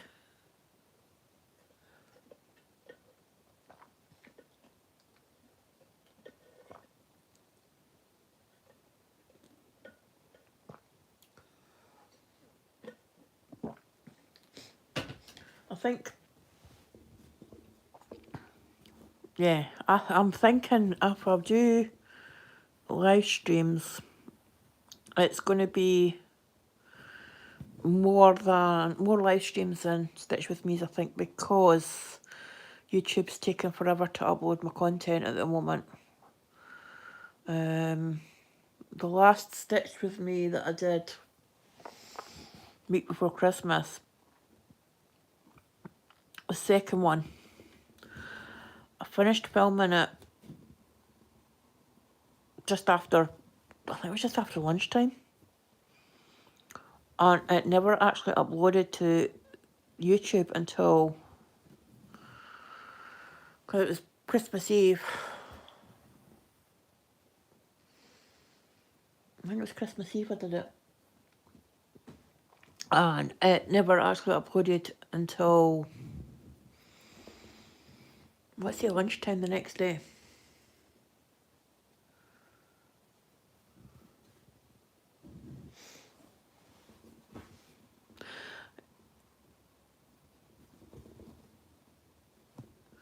So I think that's why I'm leaning more towards live streams, and I may actually go, other than my updates, to go live more often. It'll be more sort of like when I feel it, when I'm stitching, if I'm, if it's middle of the afternoon or whatever, I might just go live, just spontaneous. And then maybe have set days where I actually go and do proper, what I would call a proper live stream. I don't know though. I would need to. I'm going to have to sit and think it out and plan it. I mean, I would love to be like Slow Stitch Yoga and do one every night, but I think I would get burnt out.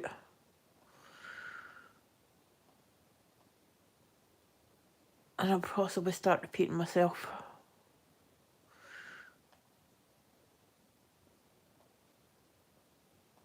Alright. So we're cross 2, 4, 6. We're going to cross 6. 1.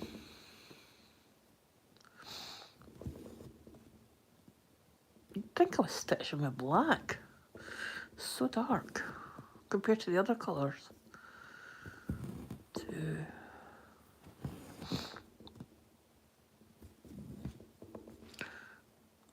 Yeah, it's going to be interesting, Maddie, to see how battle stitches up. I know there was a couple of comments already about how pink it looked. But I mean, when you look at the monochromatic blend that I'm doing, it's very sort of sepia, pinky tones in the corner. But it's actually stitching up really, really nicely, and the colours are blending really well. So I would imagine it's the same type of thing, because it's based on a non-oil painting as well. So I would imagine it's the same sort of thing. You know, and of course we're up close looking at it, so, you know, it's not until you hold it back and actually see the full effect that you can see it. But yeah, I spotted there was a couple of comments a couple of days ago about how pink it looked. And they were talking about, there was another one talking about Sun, the Klimt one. And they were saying that they didn't expect it to be, I think it was pale pink or something in the rays of the sun. But I mean, we all know Head are they're charting for the colours is, you know, they are. They wouldn't have been in business for as long as they are if they weren't good.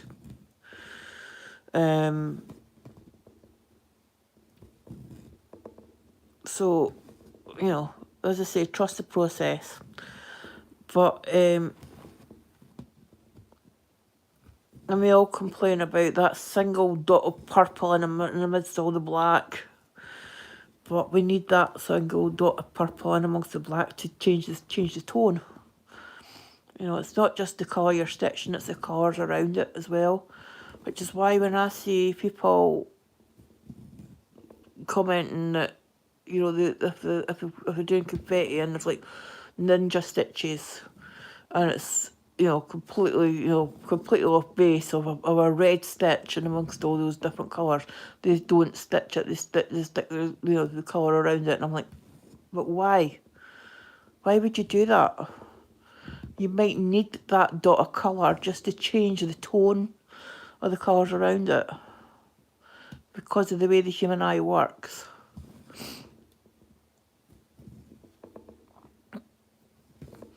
You know, why change the charting of something? It's done that way for a reason. And yes, it is annoying to have to stop, start and end a thread for one stitch, but that's what it says in the chart.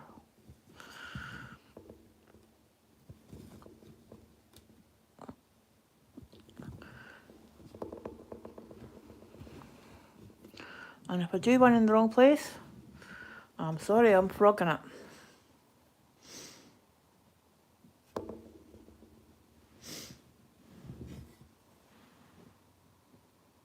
Yay! I had that with my two 407s as well. They were next to each other. And then today I stitched it complete across the top there in 782 because there was two symbols for 782 because I had to change 781 to 782. And it just happened they were right next to each other. Like, oh well. Because I was going to do the same, like when I talked about the two strands. Like say, for each symbol, but yeah,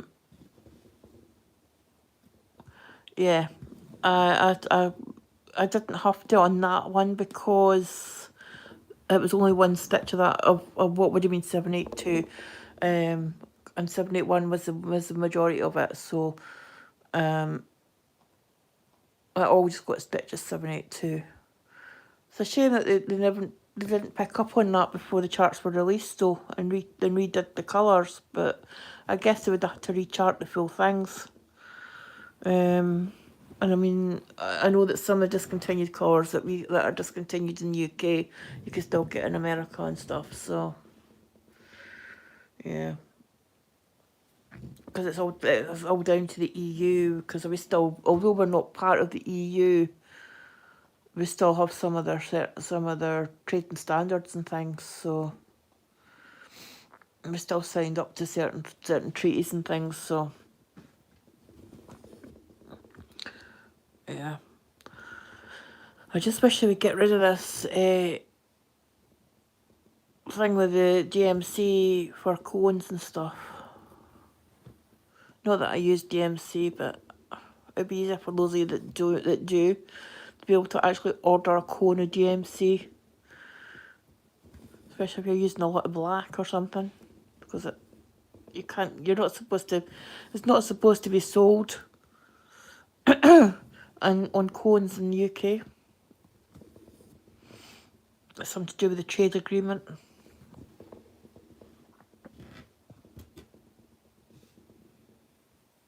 Right, you're in the wrong spot. You should have been up one. Which, if I had been doing cross country, I would have had to unpick. Would have had to frog. But because I'm parking, I just take it out the wrong spot and stitch it in the right one. Where is there any?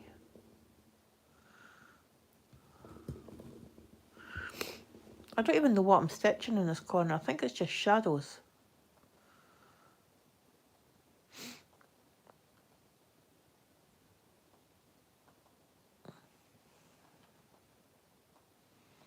But I don't actually get into fruit until the next.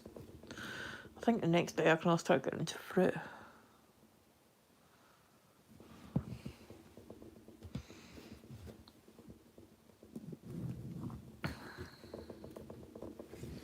At least I'm not halfway across the first pass before I get into any detail on this one.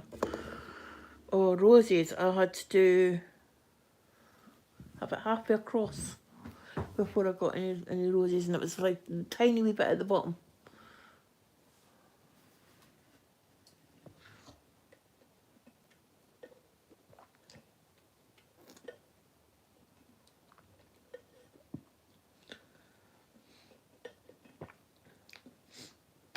Yeah, Jane, I mean, going back to what I was saying about the colours and stuff, if you don't like confetti stitching, don't stitch shades.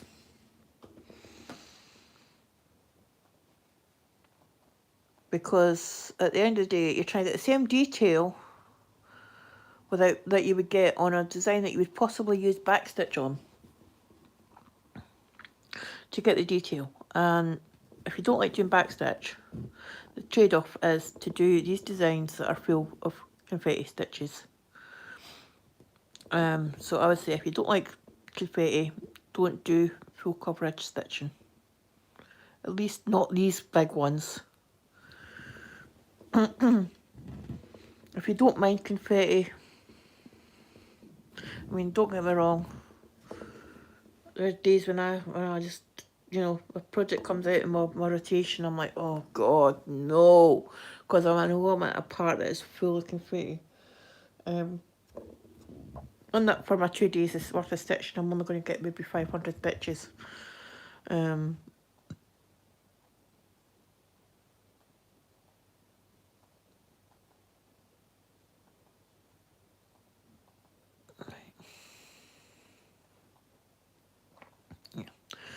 So I mean, yeah, I don't like doing backstitch.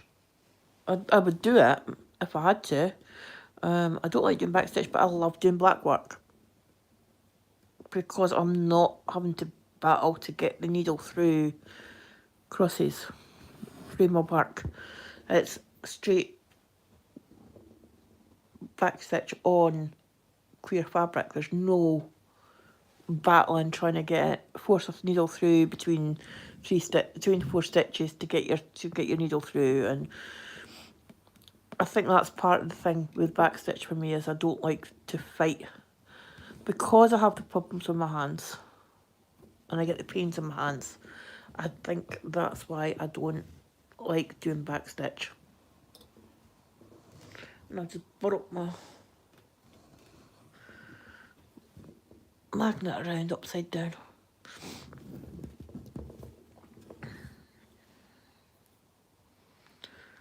Got these two of my magnets that I got from Michelle at Stitch Mania Flash.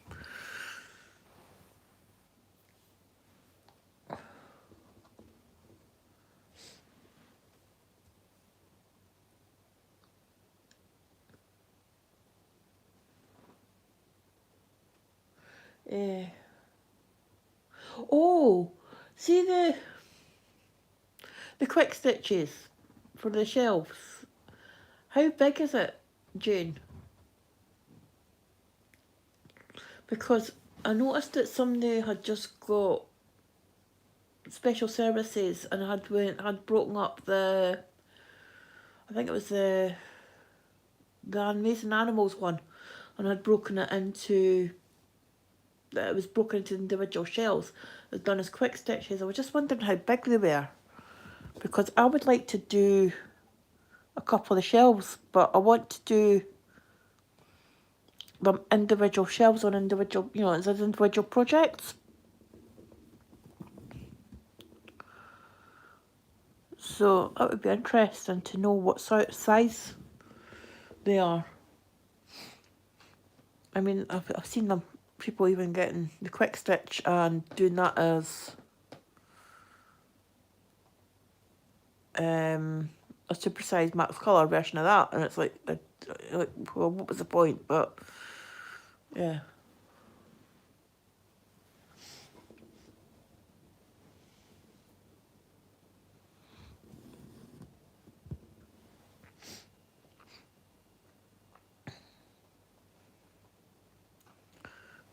My friend, my neighbour next door,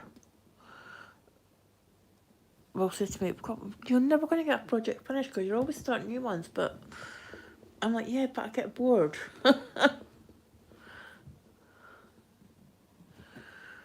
And the way that I work on my projects as well with parking and that, she's like, that is completely no. It just loses me. I'm just lost. She does cross stitch, but not very often. She's more into diamond painting at the moment, but she does that and she does crocheting. And the times that she does do cross stitch, she's very much like you, Maddie, one colour.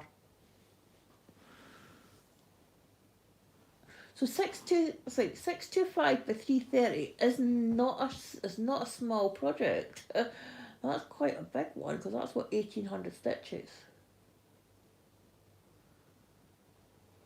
So that's quite good. It's in 1800 stitches. My maths is wrong. Yeah, 1875 stitches, I think. Or is it 18,000? 18,750 stitches. Oh, I don't know. I'm showing. You would never think that I got blooming A in that 5 maths, would you? Calculator. Because my brain, yeah. I'm having a brain fluff again. Hold on. What did you say? 6 what? 625 by 330. 625. No. Try again. 625 by 330.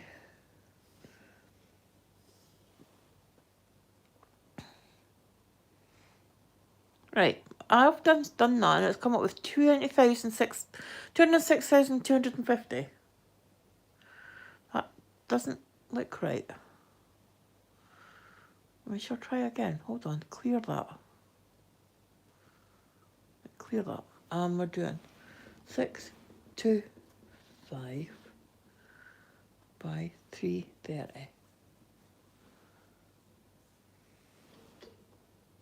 Yep, 206,250 stitches, which isn't small. That's quite big. That's about the same size as, what have I got? I think.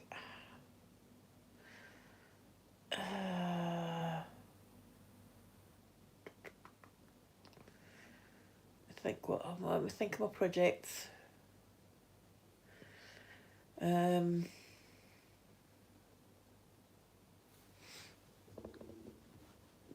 let's have a look.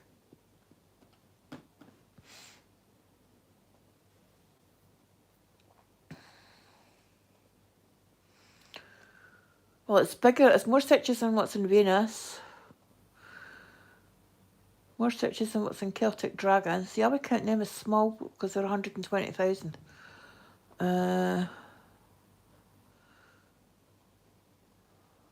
177.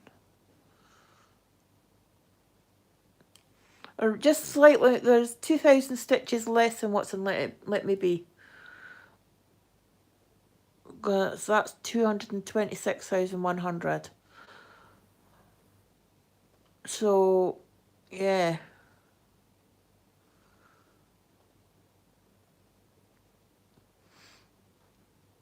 I think I might split mine up. Sort of like below 100,000. 100,000 to 200,000 and 200,000 and above. But I think I'll just stick to doing the 1,000 stitches.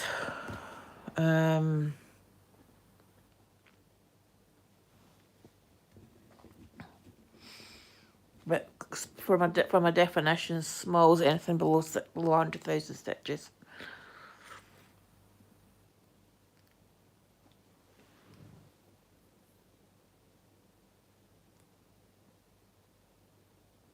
$750. Are you doing the full size of Fairy Tale or are you doing the Sal version?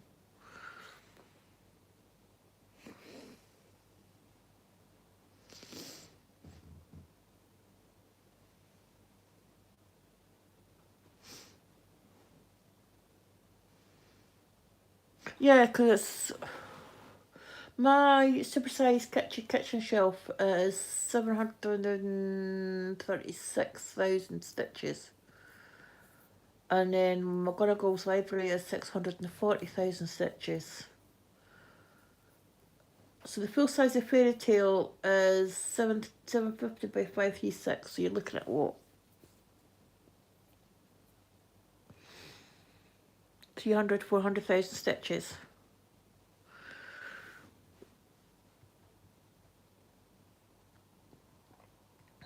Let's see. I'm not guesstimating again. Right.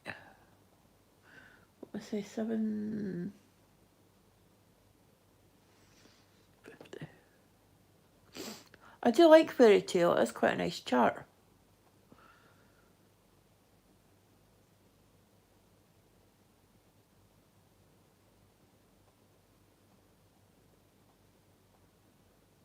Uh, 402,000. It's around 402,000. There's no odd stitches. That's really... Don't see that very often in the charts, but that's quite... Yeah, it's double the size almost. Yeah. That's a lot. How are you tackling the bigger ones then? Are you sort of breaking it up into sections, or are you just sort of doing it as you come to it, or, you know? I'm interested in how people tackle their bigger projects, because I started off kitchen shelf as diagonals. And then when I was without a frame for a wee while and I was stitching everything in hand, I decided to do right across the top row, the top blocks. So I did that. And then I fell apart coming back across because my head just wasn't computing for doing for coming backwards. Although I do snake method when I do my full crosses, it wasn't working the same for me coming back along the next row of blocks. And so when I come, and then I started doing I tried doing a wee bit cross country because I was stitching in hand. I thought it'd be easier. That was a big mistake. I'm still finding errors, which I have to unpick and redo. And then I started back on the diagonals again. and then I sort of switched. I tried colour flow. It didn't work for that project because it's so bitty. At least I didn't find it worked, but I had just started doing colour flow, and I just found it really difficult to work out where I was going with my colours.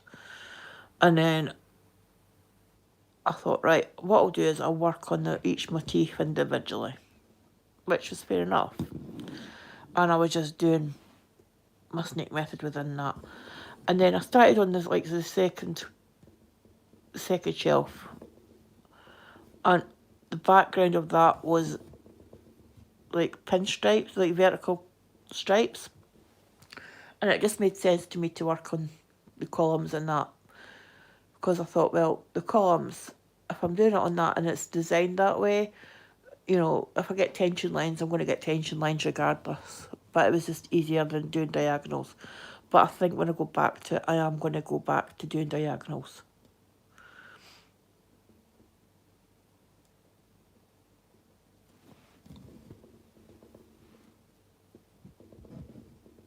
Do a page at a time. Okay.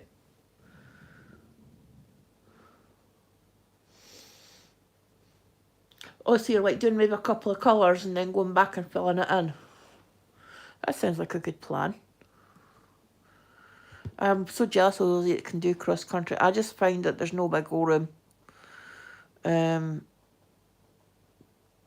same reason that I don't like doing typewriter method on 25 count. I love it on 18 count. I love doing it on 18 count, but I cannot do it on 25. It's just, there's just no wiggle room. The stitches are too close together for me to do it that way. So when it comes to 25 count, I think it's going to be the way that I'm stitching here with the diagonals, or colour flow maybe. I'm doing diagonals now, but I'm going to wait until I get into the fruit and see how I go on.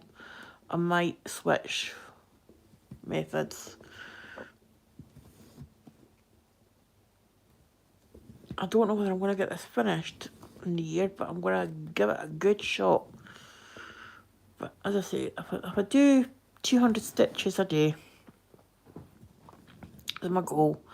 I've not actually put this on Stitch Pal yet, and I can't get into Stitch Pal because it's on my phone. Right, so let's see if I can work this out. There it is, 8,650. 86,000. Wait a minute, let's get there. Right, am I doing 8, 6, 1, 5, 6. And there's 364 days in a year, but I'm going to aim to get it done middle of December. So we'll say 350 stitches, right? So divide that with 350. 350 days, not stitches, sorry. Yeah, 246.16 stitches. So if I do my 250, I might up that to, I might say, just say 250 stitches a day for my goal. I'll put to 300 stitches a day. Then,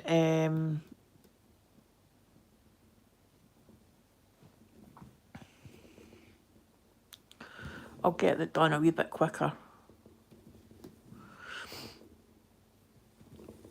I don't know if I'll do if I would do a live stream finish again. I might do. Didn't work very well for the last one. Well, for the first one that I did, the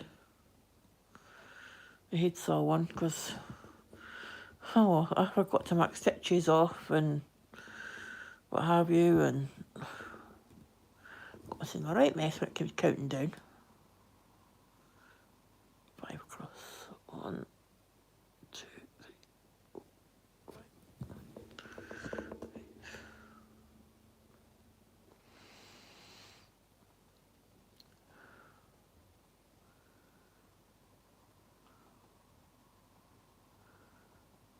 I'm at 131 stitches. I'm at an hour and 40 minutes. So we say I'm at 131 stitches when I get to 150. Call it for the day.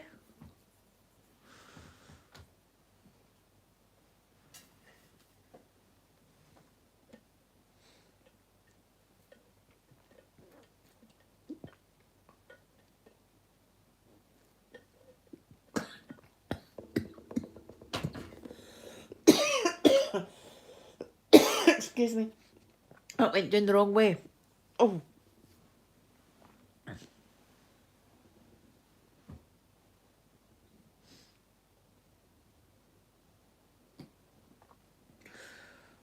Oh, the regatta one. I like the regatta one. I like that one. Did you see? I don't know if you remember the Cross Stitch Studios Insider Club. The ones that they just released are freebies in the group for January. And they're beautiful. So a hibiscus flowers is one. And the other one is a hummingbird, a stained glass hummingbird. And I'm like, oh God, we're spoiled. We're so spoiled. Because the hummingbird one is beautiful. I think that may well be a start at some point in the new year.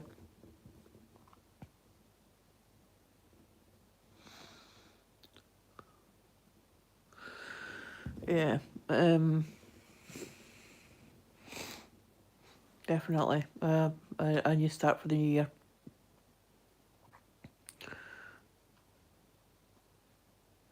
It's worth it. I think it's £12 a month, just under, or just over. And it's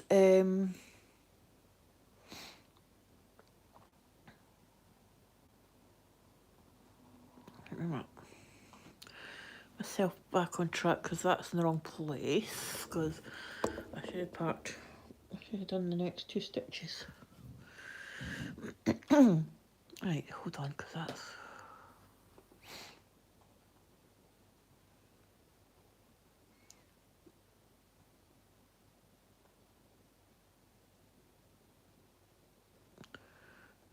Oh, for goodness sake, I'm jumping a bit like a blooming. Oh, I'm jumping a bit like a blooming jumping bean here. Right. Right. One. No, not that one. Oh, for goodness sake. My eyes are watering because I've been coughing. And I know I can't see the holes. That went down the wrong way. Oh, hot liquid going down your windpipe instead of your esophagus is not very good. Is not a good thing. I would not suggest that you try it.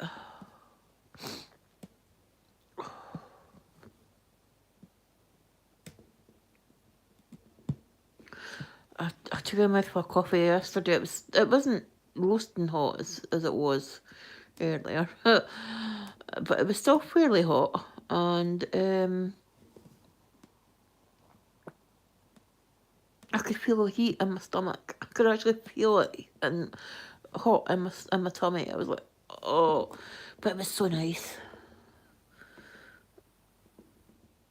I was like, yeah, I like that. I think we'll have more of that. Right, are you gonna? Have you got yourself into a knot? You have. You've got yourself into a knot. So where are you going? What are you doing? Jane, you can take your impish threads back, please. Right, so that's there. So that's that one. So where are you going? Right, how did I manage to get this in such a knot? Oh, for goodness sake. All I did was go back through a hole that I had to accidentally went through, and all I've done now is I'm getting into a knot, and I can see me ending up cutting this and rethreading it because right, If this had been DMC threads, this would have been burst by now.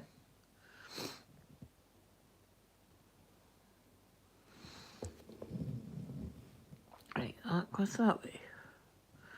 Now, that way. Right. Is that you? No, you're not, because you're still...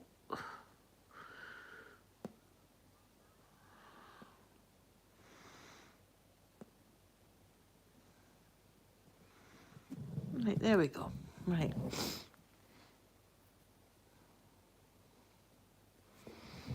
And it's still usable. Which, if it had been DMC, it would have been broken by now, and I would have been throwing it away in disgust. Okay,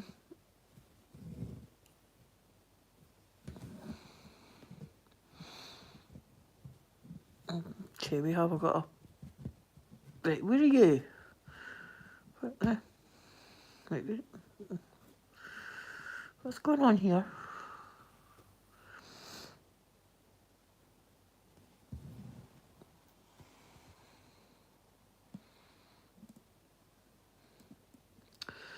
Oh, for goodness sake, where are you going? You're going the wrong way. Where are you?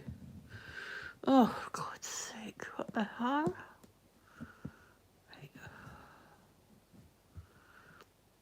Right. Did I say that it would be... So, that's from that thread. Oh, see?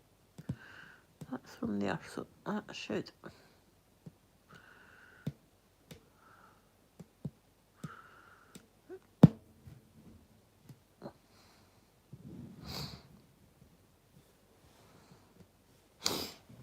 Oh.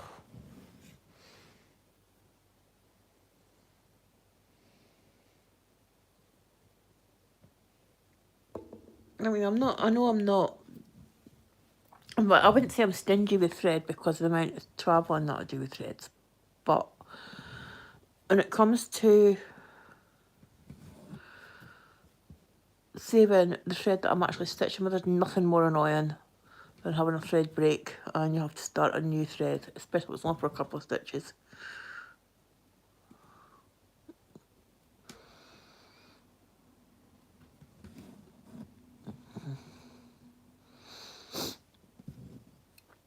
So that's there. I say 150 stitches, so let's see.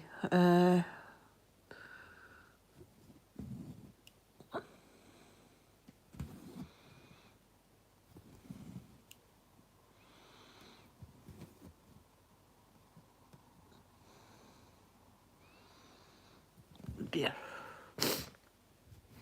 And by the time I've stitched those other stitches, then you won't see all that fluffy bit. Oh, change it to... There we go. I'm at 137, so yeah. I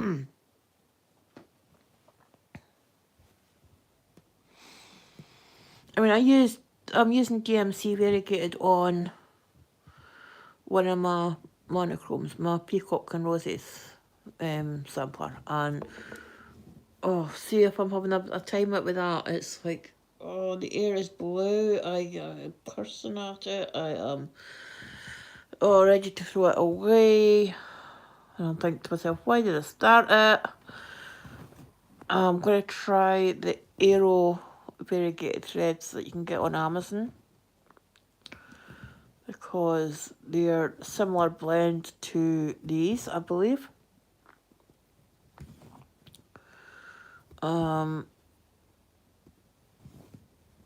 But it's finding the colours and a good, reliable source.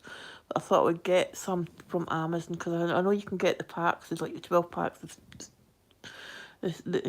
packs of 12 skeins and stuff for the colour.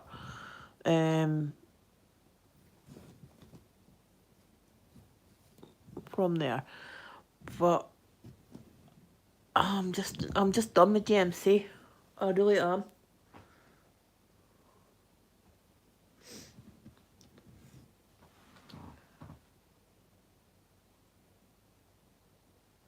Hello, Susan. Oh, Susan, hello. Happy New Year to you. we're putting the world to rights. When it comes to threads and things, I'm saying that DMC just had a little bit of a problem there with a knot, and if it had been DMC, it would have been burst and that. But yeah, I'm done with DMC. If I can get it, if I can get a similar thread, because at the moment I only use DMC for the variegated threads. Other than that, I use CXC for my normal colours. I have got 4 different cottage garden threads because I've got some haul to show you. My next update video. You remember last year I had bought during the year I had bought the autumn and the winter.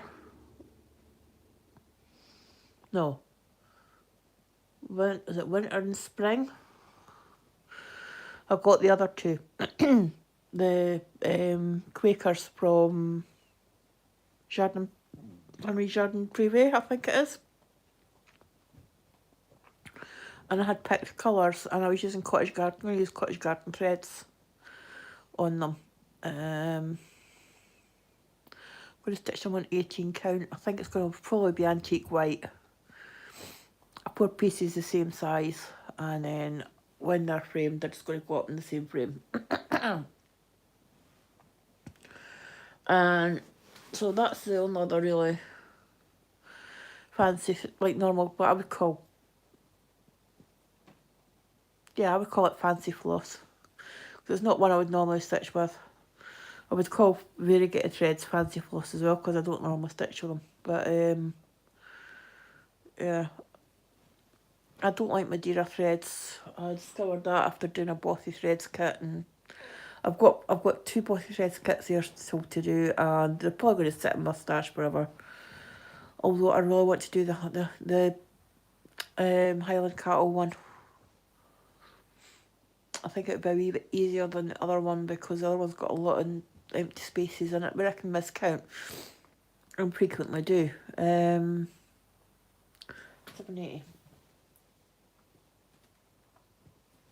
I was sitting there staring at the screen and I was reading the number and I could read it, but I couldn't get it to go between the eyes and the mouth. I didn't recognise the number. I hate it when that happens. Invariably that happens when I'm in the middle of a conversation.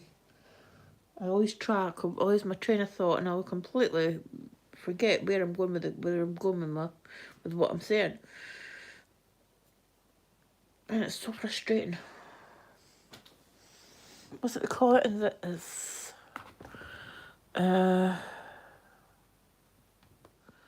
not is it an apnea? Something like that?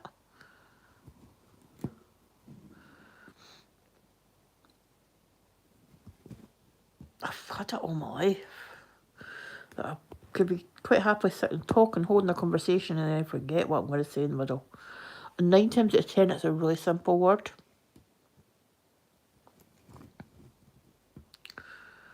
Just forget what my next word was going to be, and I'm like,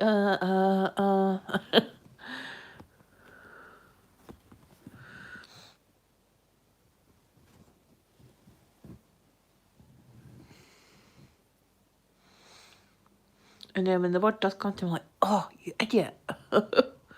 Like, duh.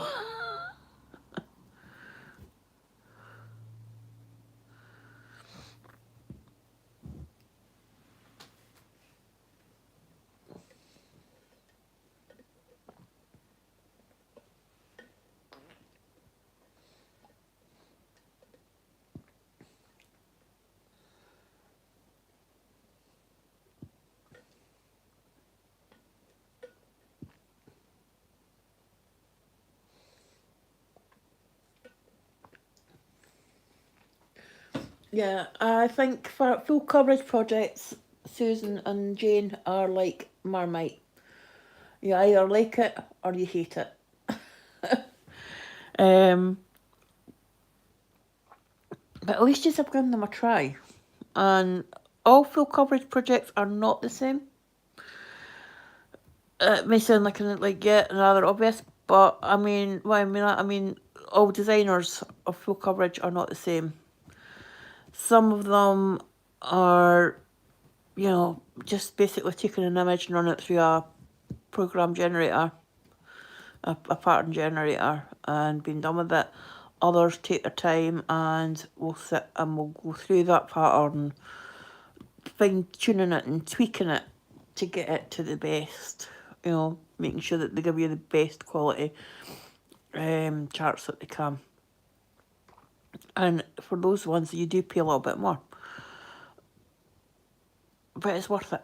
And in my opinion, and like we're talking about the confetti and the heads, yeah, or a lot of it, but it's the trade-off you take for getting the details.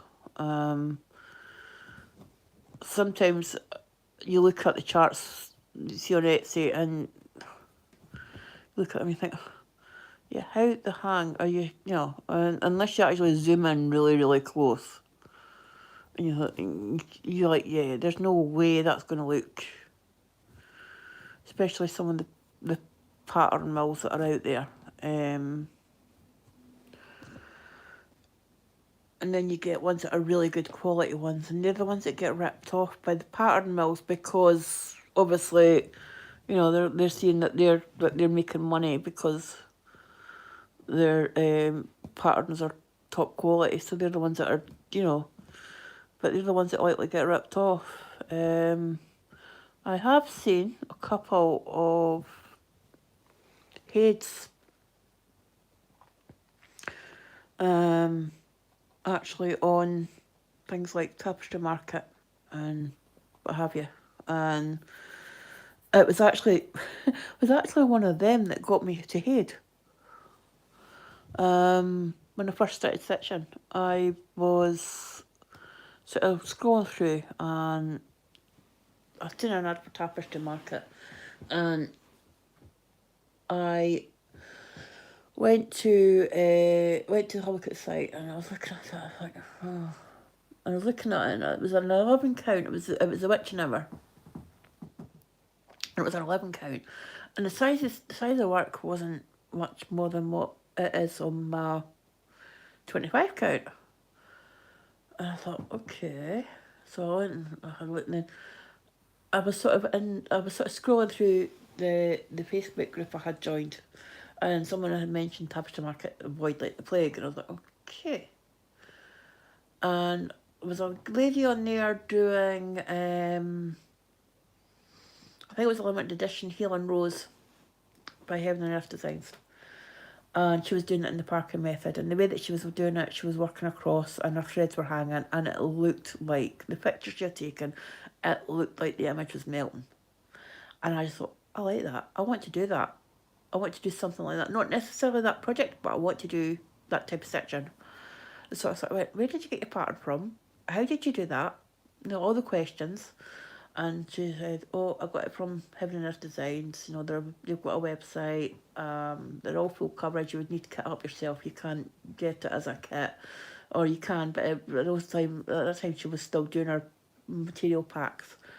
And I looked at it in the material pack before shipping was something like £100 and odd. I was like, no. How much for just the pattern? And I'll see about kitting it up. And then someone mentioned Abby at Crossing Crafts putting her CXC threads and fabric, and how if she sent her the measurements and the thread list, she would give you a quote and you'd just decide whether to go ahead. So I did that. I thought, right, I'll go try freebie first. I'll try one of their freebies first. There was loads of them, and I downloaded them all, and I went for Harmony because it was the most colourful and the one that most likely the one that I was going to finish. And I sent her the measurements and that, and she's kitted up all of my projects apart from the couple that I've started that aren't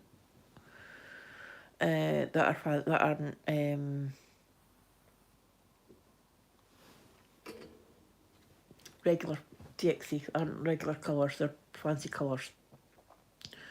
And even then she'd still provide the fabric, because I tend to stitch, if I'm not stitching on easy count, I tend to stitch on antique white or white.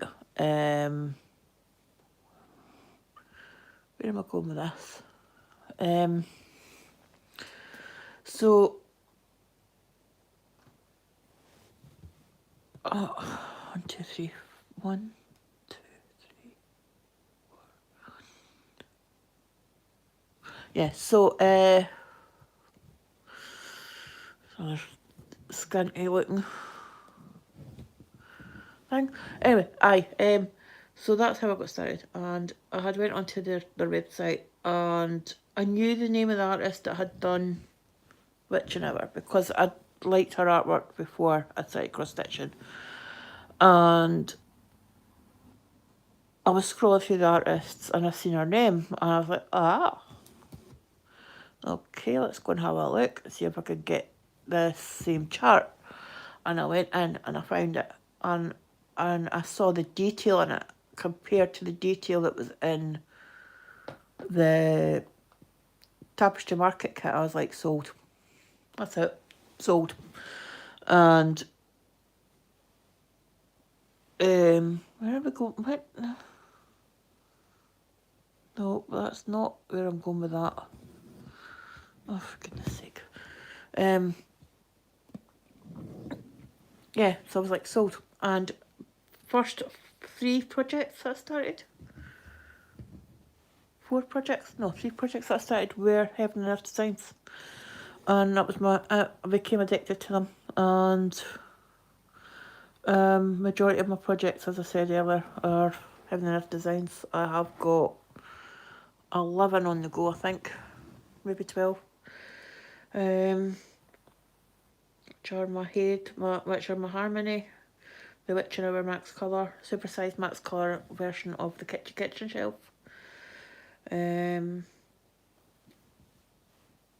Venus.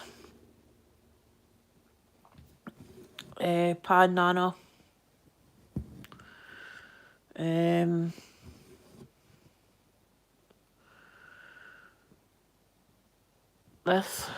There's Monarch of the Glen.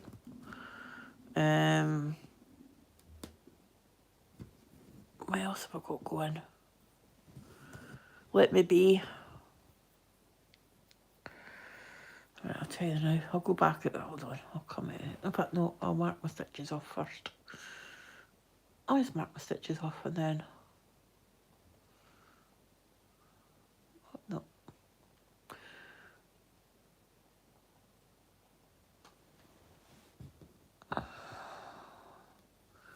Right.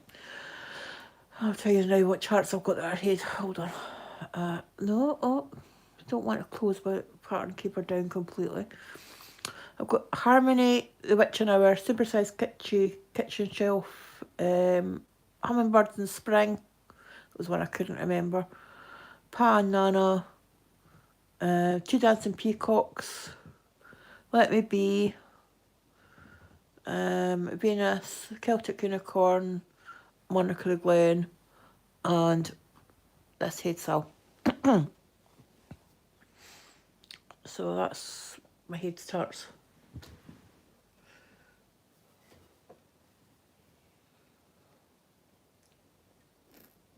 I think once you get used to the way them now start charting, then you're fine.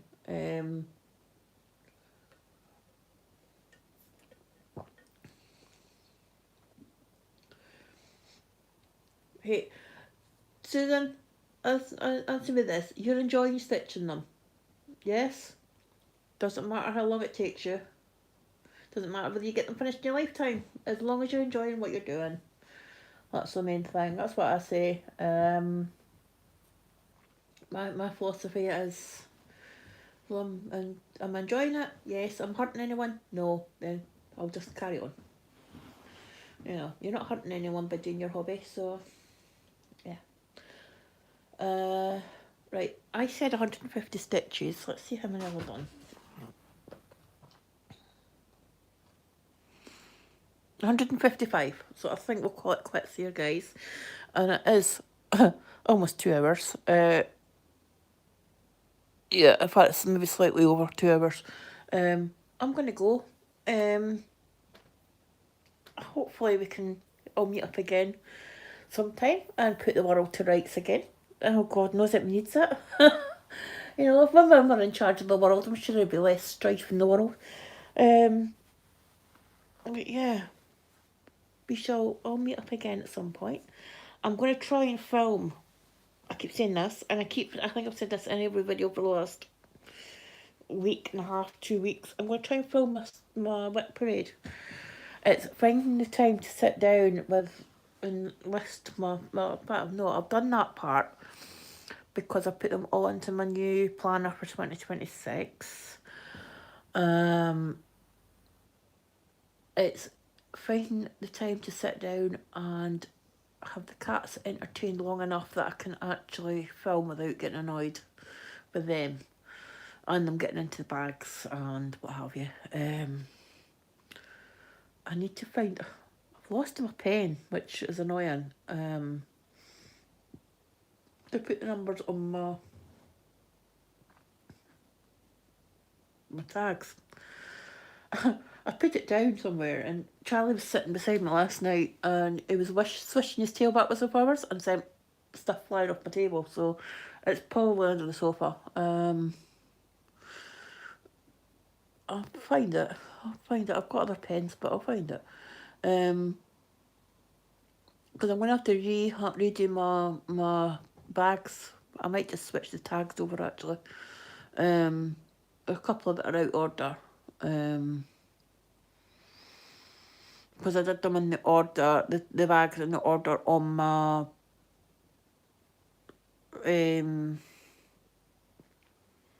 planner last year, but I had put some in the wrong, I had sorted some into the wrong order, the wrong place. So when I redid it this year, I put them all in date order. I copied them into an empty spreadsheet. Just the patterns, the date, like basically just that bit. The patterns, their start date, their stitch counts, the designer, and basically just put them in, selected the whole lot, did the sort of start date, and went from there and sort of redid them in that order. So that's that job done. I could possibly have done that through my Notions, but Notions and me were either okay or we're not. There's no happy medium with that. Whereas the planner, I was going to set up a new planner anyway for 2026, so it made sense to do that, so I've done that. So that's that bit done. And I thought that was going to take the longest, but I think actual filming it's going to take the longest. I don't know how long it's going to take me to film it. Bearing in mind that I don't edit, so it may just go with mistakes and fluffs and what have you, but it wouldn't be me if I wasn't. So I just have to sit and type out on a document all my stats for the year, what I've done, what I've started, what I've finished. I need to find my finishes so I can show you them, because they're in a cupboard, in a bag in a cupboard. I'm not got ready to do anything with them. But I am rather proud of the fact that I finished 4 projects last year. So yeah, it is possible. So your 4 projects is doable, Maddie.